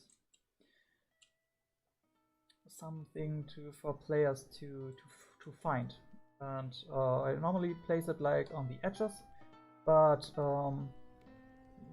like I told you before, when it's on the map, the players can interact with it, and normally I like to place like hints in the bottle, like if I want to use a riddle that day, then I might place a little hint for that, so they have a little advantage, a little notch. I like to include that to keep the players a bit more active and encourage them to look at the details of the map. Some bird nests here and there can help improve the immersion too. I don't think the birds would build nests too close to the spiders. I think birds and to the spider pig. I think birds and spider pigs don't combine too well.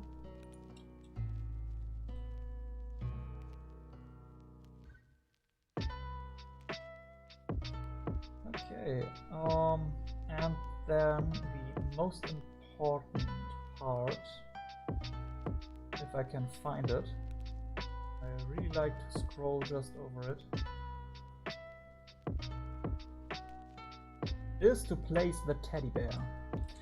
Okay, what do you think? Where should we place the teddy bear? Should we place it by the shrine, by the tomb, maybe at the camp? Or does the spider pig has a favorite teddy bear pet companion?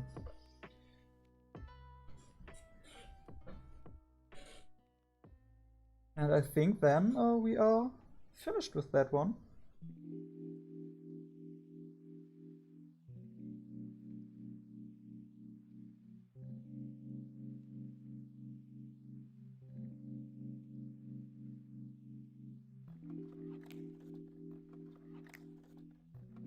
Oh, okay. Good night, Vicky. I hope you had a good time watching me making a map, and I hope you have a great and refreshing sleep. And I hope you join me the next time I stream. I stream every second Thursday.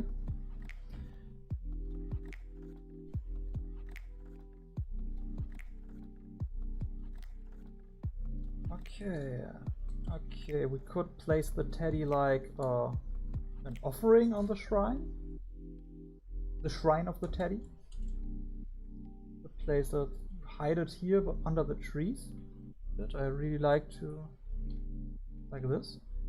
But the post, the flask is here already. On one of the pillars. Yes, you can see that. Like this. I mean, it's a bit obvious for players when they walk by, but it can have a nice touch for players to find a teddy bear.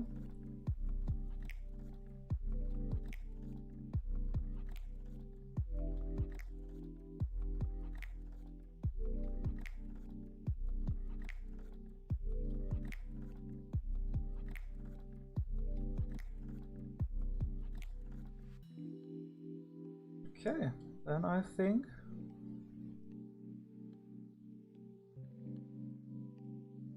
this map is officially finished. Okay, while I doing a quick run for the bathroom, I have an important question. There are two maps that I have prepared that we could do tonight, and when I look at the time, I think I only want to do one for now. We can see later if I maybe am motivated enough to do the other. The first one would be just to delve down the stairs of this tomb and map out the dungeon that lies beneath it. A small little dungeon. The other option would be to make a larger map, an area map in Dungeondraft of the starting area. I can show you. I actually have prepared something for that. It changed nationality. Who changed nationality?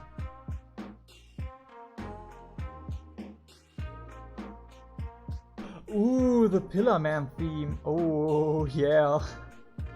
But I think one half of my players would immediately start running and the other half would be confused as hell because I don't think they have watched JoJo's. Oh, Jess, here you go to bed soon. I hope you stay enough to see the other map. So one map is the dungeon dive down into the tomb. The other map would be with Dungeondraft, and I have this old map I made like 4 years ago, and it's a map of the surrounding area, and we have the tomb should be around here in the hills somewhere, close to the village of Orchard.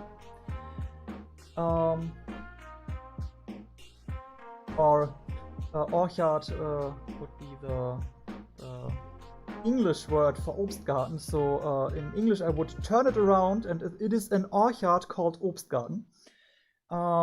And I would just make a prettier version of this map.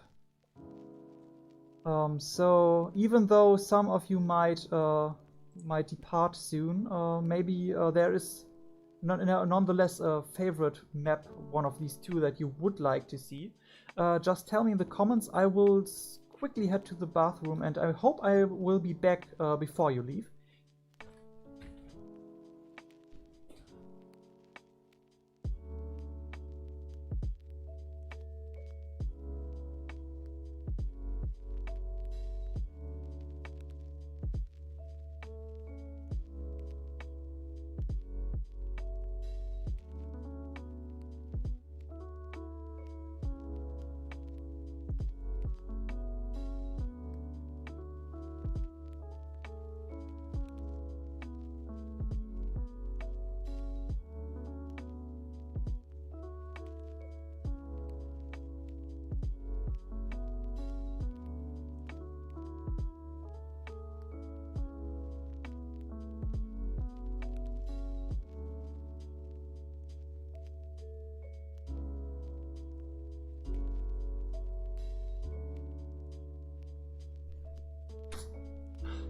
So, I'm back. I hope I haven't missed somebody leaving. Oh, Raketenagenten, I hope you have a good night and oh, you have an Eignungstest. Then I wish you the best of luck and the best of circumstances with that.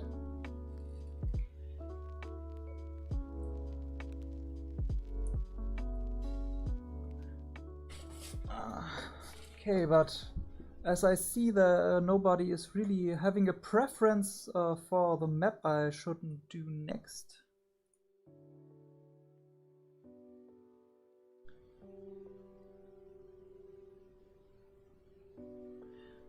Good night, Gamelbertus. I hope that some of you still stay with me. But then, if so many people are leaving right now, then maybe we should make the dungeon map first, because I think I can.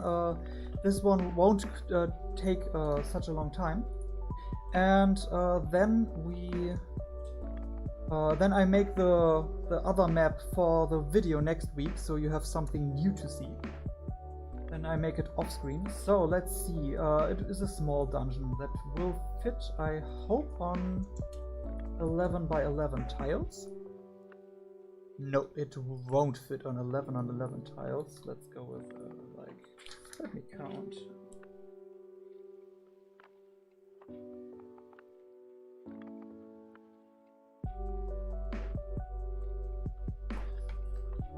Let's go with 20 times 20. Should be enough room. I can always shrink it later. Yes, that's something to work with. And I think we want to get a little bit of change in music to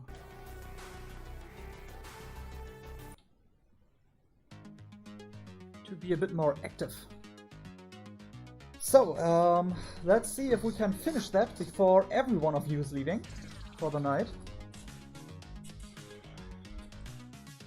Okay, the dungeon. The idea is that the players have one staircase leading down into the tomb, and from there we have 3 little rooms. It is meant as a first level dungeon, so it is always good to not overdo it in terms of length. And I think I will start from the behind part, so I don't run out of space in the middle of it. And we don't need battlements in this. This. Go like this. This.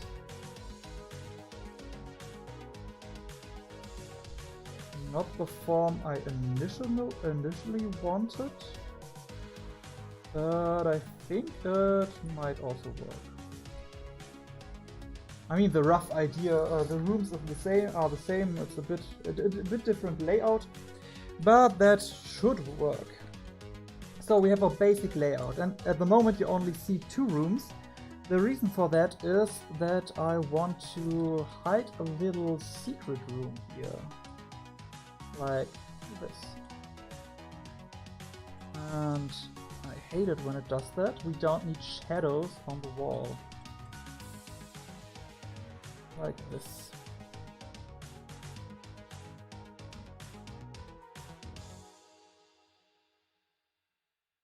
Okay, so we have 3 little rooms.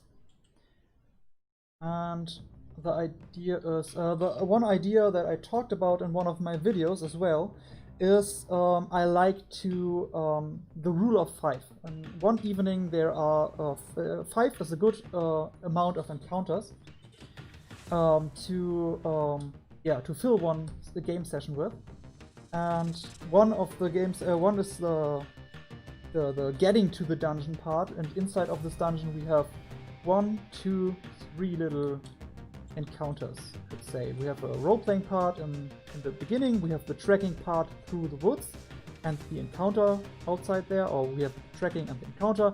You can change things up like you need it, and like what your players actually play.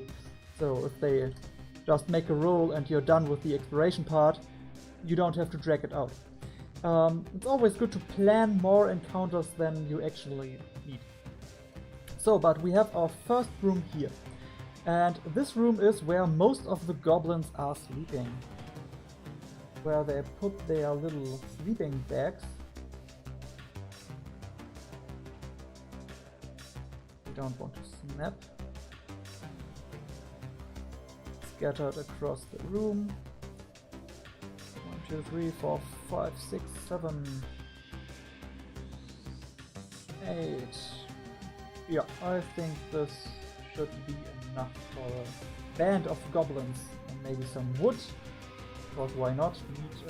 The whole area should look a bit trashy, because goblins are not really known for keeping order. And then we want a baptism pit, like a water bowl in the middle of the room. For my players, there's a hidden stash inside, or there were a hidden stash inside the inside of this pillar. I don't like that. No, normally the water is... There is no water in that bowl.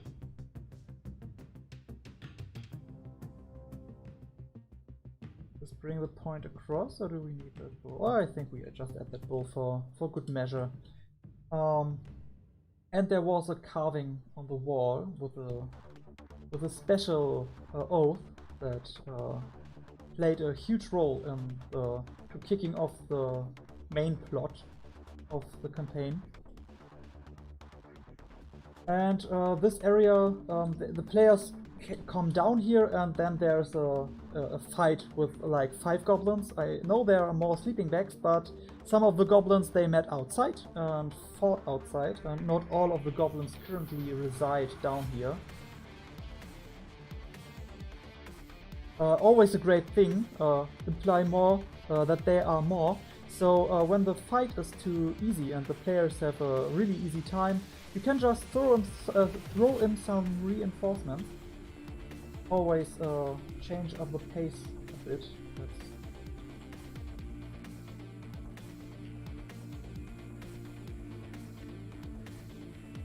And we have our little staircase leading down.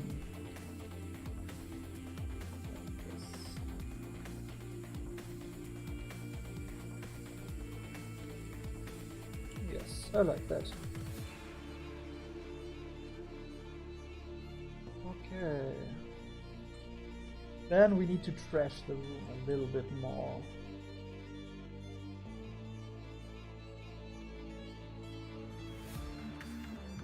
Okay, let's see how we can trash the room. We can have some more wood lying around. The loot. Always cool to have some loot lying around. Pun intended. Like a dead fox. Pelt. I think this pelt, even though it might look nice, I think if it was part of a goblin hideout, it would be really smelly. Like really. Like a lot. Bones.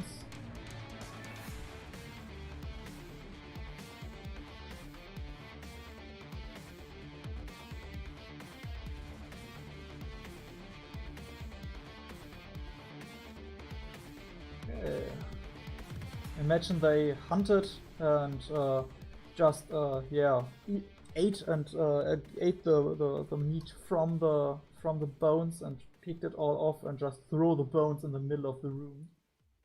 Then we obviously have some gold lying around. It's always great to describe, there are coins scattered everywhere. Do you want to collect it? And then they collect it, and it's like 1 gold and 25 silver and 200 copper or something like that. Good way to introduce coin weight if you want to play with it. But I think this is enough. Yes, obviously, very hungry goblins. Or do you think it's too much bones? But I think the room is trashed enough.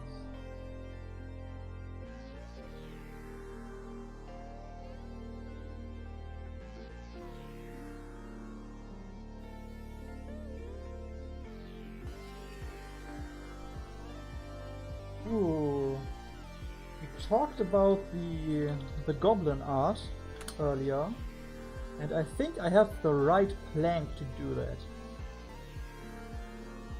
Fine goblin art lying around.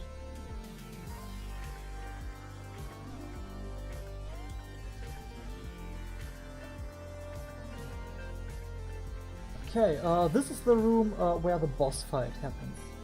So, the important features is we have a statue of a knight, a halfling knight. Statues can be a bit larger than and we have some form of altar in the middle, where the... Normally it was like a place of worship where I could go and pay respect to the knights, but the goblins, I don't think they would use it in that way. No, the goblins are here to desecrate the place and to conduct some form of dark ritual. If you want to know exactly what form of dark ritual, I have you covered in next Thursday. You will get the whole story. But we have a bit an obstacle in the middle, so the players can move around it. Then we obviously need like a summoning circle on there, so the people looking at me know it is evil. Ah, good night, Save the Princess. I hope you... Oh yeah, you said you enjoyed the stream. That's glad to hear that. I really hope to create something that people might enjoy watching. And I hope you have a pleasant night.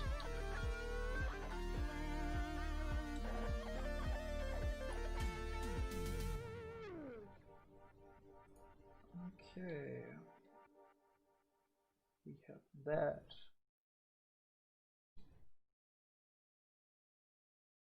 I think then we only need some decor at the edges of the room. Maybe, oh no, this room could actually need some light. The player, before that, it is maybe funny that oh, we have to fight in darkness or have to bring our own light, but I think light in this room could be nice, and I think we will add light here too. Not because it makes necessarily sense in the story, but because it just looks nicer. Adding a lantern here, throwing light and shadows across the room. Okay.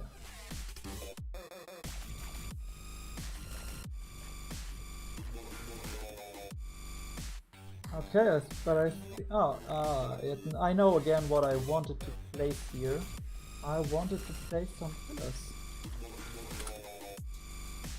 at the edges of the room, somehow like this.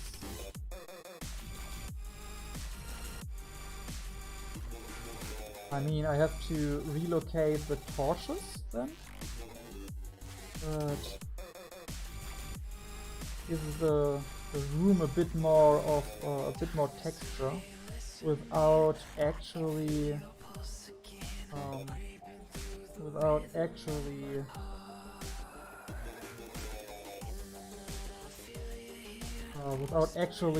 filling up too much space, because this is the stage where the boss fight will happen. So we want a good stage where the players can move around freely. Movement is really important. The denial of movement should be well thought about. Okay, and then the final room. Hidden here is a secret door that I have to indicate somehow. I think we can use pillars for that.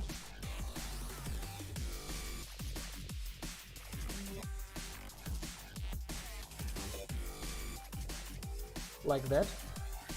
And yeah.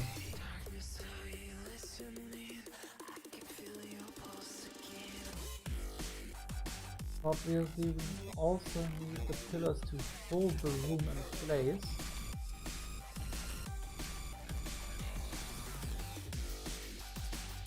I imagine like these pillars going all the way up and like an archway holding up the roof of this tomb.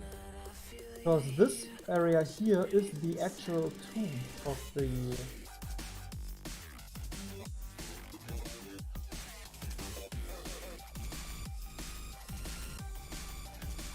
lever here. I don't know. Yeah, this is the actual tomb of the tomb. The area where the dead knights are buried. And to make sure that no one desecrates the final rest of these proud knights.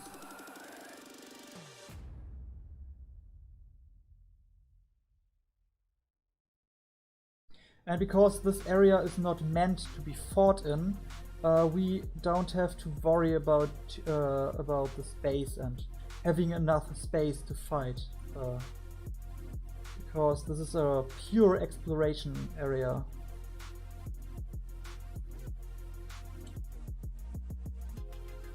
A recess? What do you mean with that? Instead of a pillar, you mean for the secret door? Or?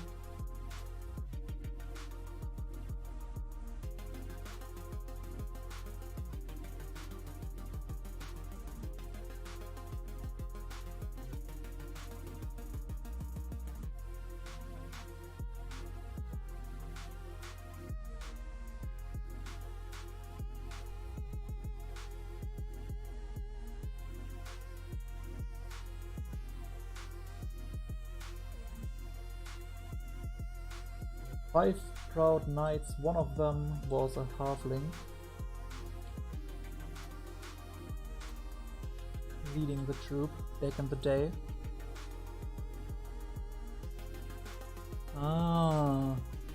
Yeah, I could do that, but it's a bit hard to do that with inside the program.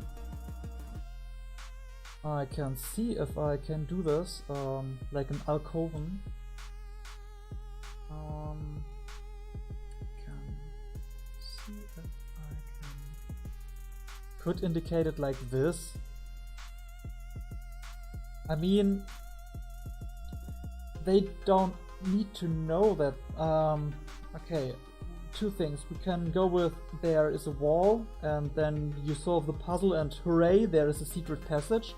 Or we could just go with there is a magically sealed door, and you have to solve the puzzle. And but I think the secret wall is better on the lore standpoint, because if the people, if intruders know that there is a gateway, they can force their way into it. Okay, but a really important thing is a wall painting here behind the sarcophagus, and I'm actually commissioning one of my favorite artists and moderator of this chat, sadly not here anymore, Malve Morgenthau. Great artist. If you want to see some cool fantasy art, check her out on Instagram at Malve_Morgenthau. She also made my avatar and other artworks for me. One of my favorite artists. And yeah, I want to commission them to do character drawings of the characters I want to introduce in the story. So you have get a better picture of them in the literal sense. And I also want to commission this drawing here on the relief on the wall, depicting a very crucial scene. You could say it was a huge foreshadowing for the whole campaign. That part is 2 of the 4 players left.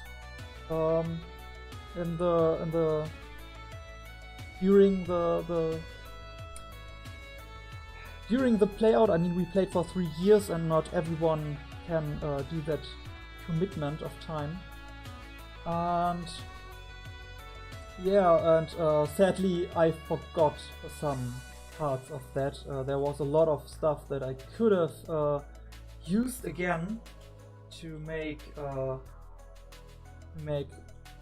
it all more round. But the one good part is that yeah, it was 3 years, so most of the players wouldn't even remember what I do there. So nobody noticed. Okay. Forgetting stuff, always the bane of DMing. And I think adding some more statues here just to make it a bit more prettier. Like that.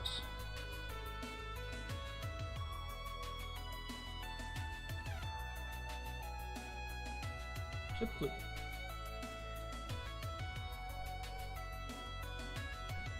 Yeah, I told you that this map will be done quite quickly. I'm still not so I'm not really sure if I like it the way it is right now.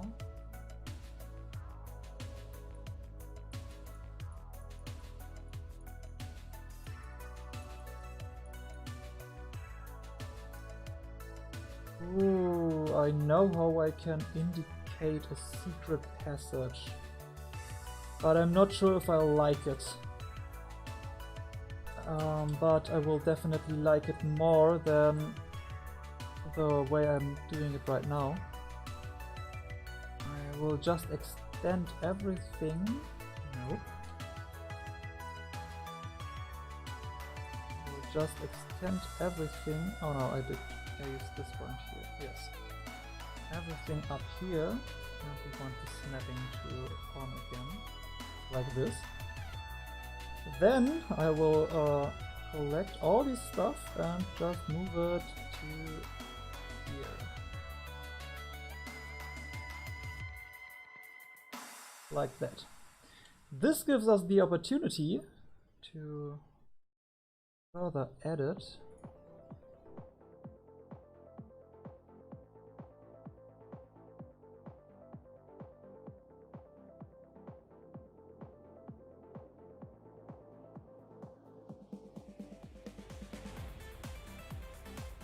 Like this.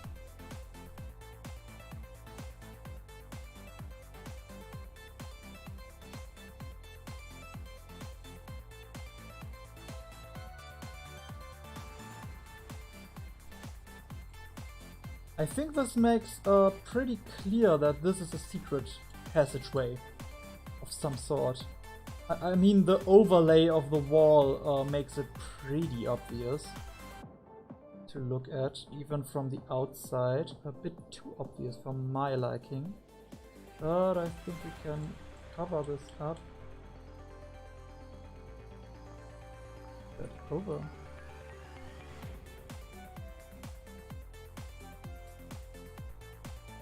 I see the problem. But I think it's fine. Ooh, one thing I forgot to do is to save this map. Now I did.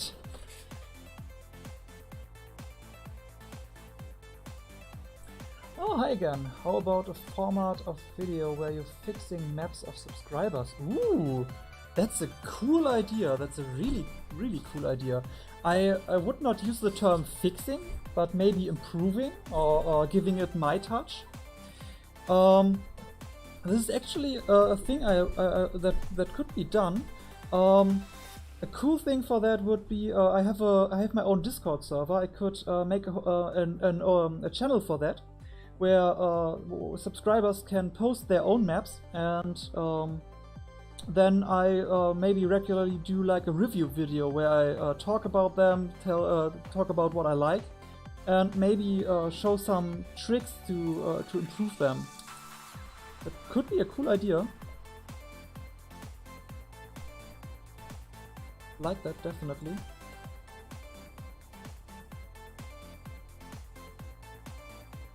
Yeah, no need to excuse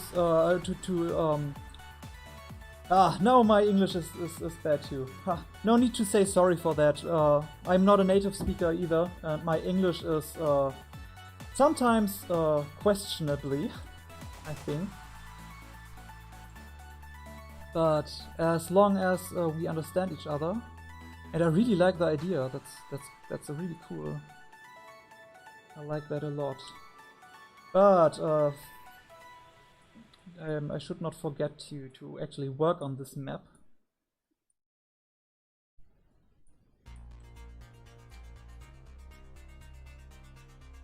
I like to use this to give the walls, the edges of the walls, a bit more the feeling of yeah, being dug into the ground. One way, another cool thing you can do is something like this, where I just deliberately leave something out, and now we have the opportunity for a secret passageway, or maybe even something like giant centipedes digging their way through the walls or through cracks in the wall, and when the players want to open these cracks and see what's behind it, they actually find a tunnel. On the Contra side, it's a lot of dead space here right now. But we can fix that because we don't need a night version. We only need a dark version, dark version, and darker space is not so. It's not too bad when we make it a bit darker because the light areas jump into the eye of the observer, and when we make it a bit darker, it gets more.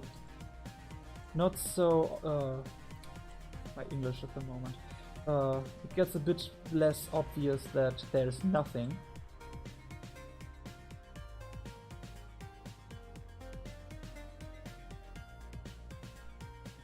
And then we can place some light here.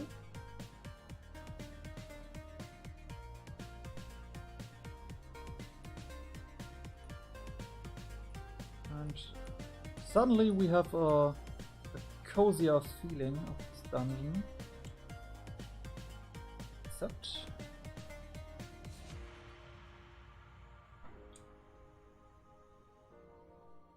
giving off a ominous glow. Right here. Now we need some light here. I think this light will be magical lit torches, or I think I like the warm colors of the red more. This is the area where the players go when they have won, when they defeated the boss, and can claim their reward. So it should be a nice area. So, but I think this this bright light, I don't like it. I think I want a warmer light too. But, I think we just go with the same light.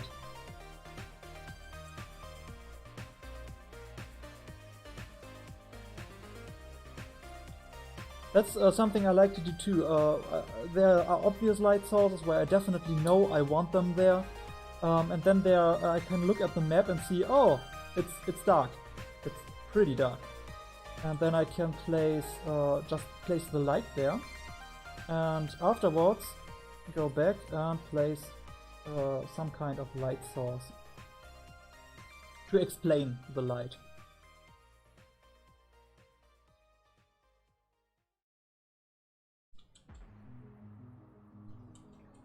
And we want some cobwebs. Maybe this tunnel leads to the secret hideout of the spider pig. Who knows?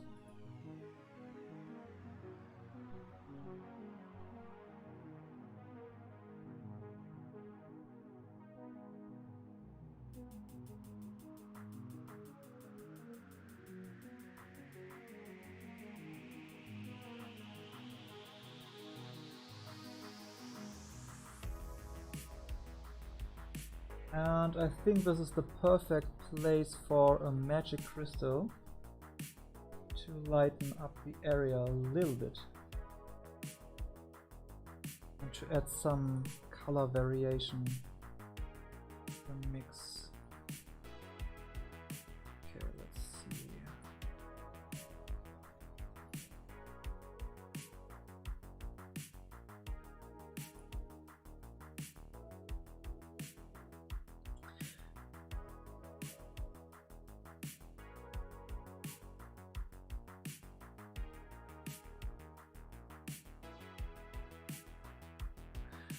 Yeah, I'm using all my I think all the asset lists, the assets I used besides the official ones are linked in the video description. Yes, the last link down in the video description is leads to a Google Docs, and there you can find all the assets I'm using for Wanderdraft and for Dungeondraft, and the corresponding licenses. And yes, definitely, I also like to make night maps. Normally I start by making daytime maps by just placing them and then just adding the light. And most of the maps are made with the night, with the lighting for the night in mind. And my daytime version is just I can use this export tool here and turn off the lighting, and then I can just export it without lighting and with lighting, and then I have my day and my night version. For underground maps it doesn't really work that well, because why is there a day version of the map?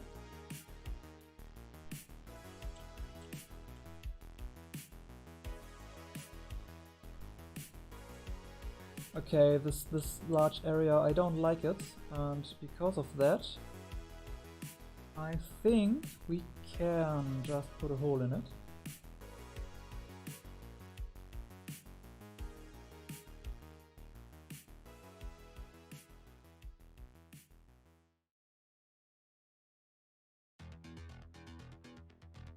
Seen this on maps before, on pictures. To fill the dead space, we just put something there. That's not for the players, but just for the viewer. So, like a dragon skeleton, skeletal remains of a dragon.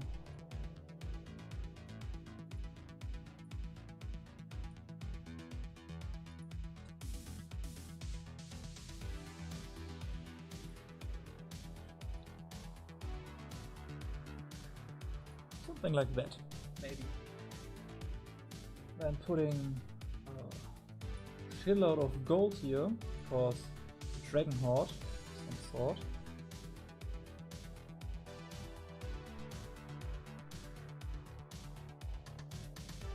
Or we could use the tool that I actually don't use that often. There's actually a brush for gold.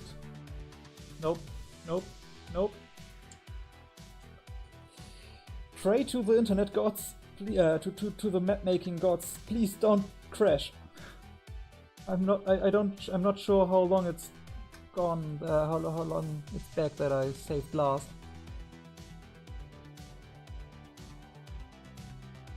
Oh, whew. Everything's fine, we lost nothing, no crash.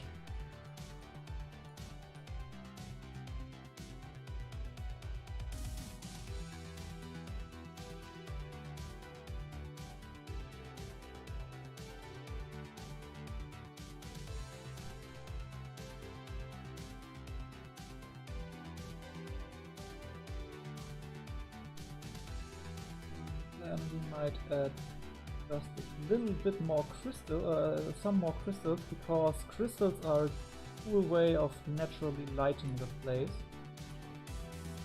without needing a reason why there are still burning torches. I mean, it's Fantasyland. A wizard did it is always a valid explanation. But from a world-building perspective, finding another reason can be far more interesting.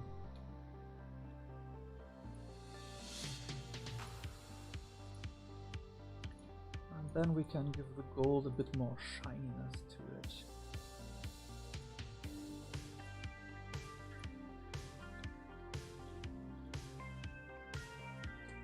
Like that.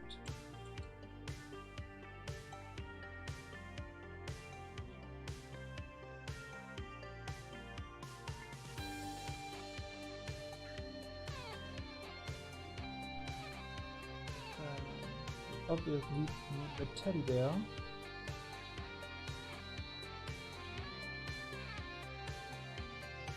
But not that big. Regular sized teddy bear does it as well. Part of the loot hoard.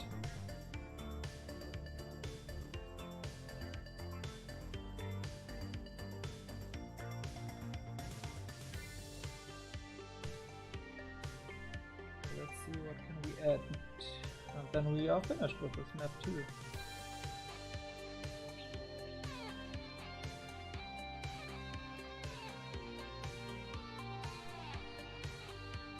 Maybe a hole.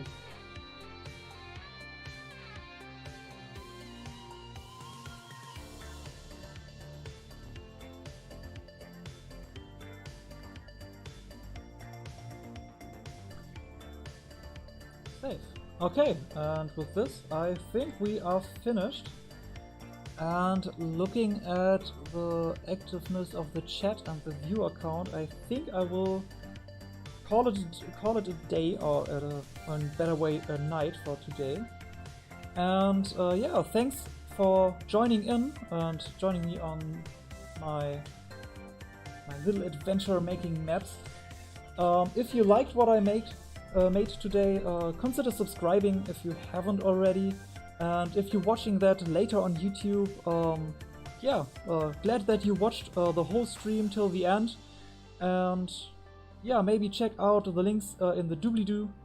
There's a link to my Patreon page where you can get all these maps. I will upload all the maps I made on the stream in both quality optimized for Roll20 and other virtual tabletop RPGs, and yeah, and in high quality and the highest resolution that this program can export for you to use in your own games. Yeah, I wish you all a great day, a great night, and a great evening. And yeah, I hope you join me in the next one. Ciao!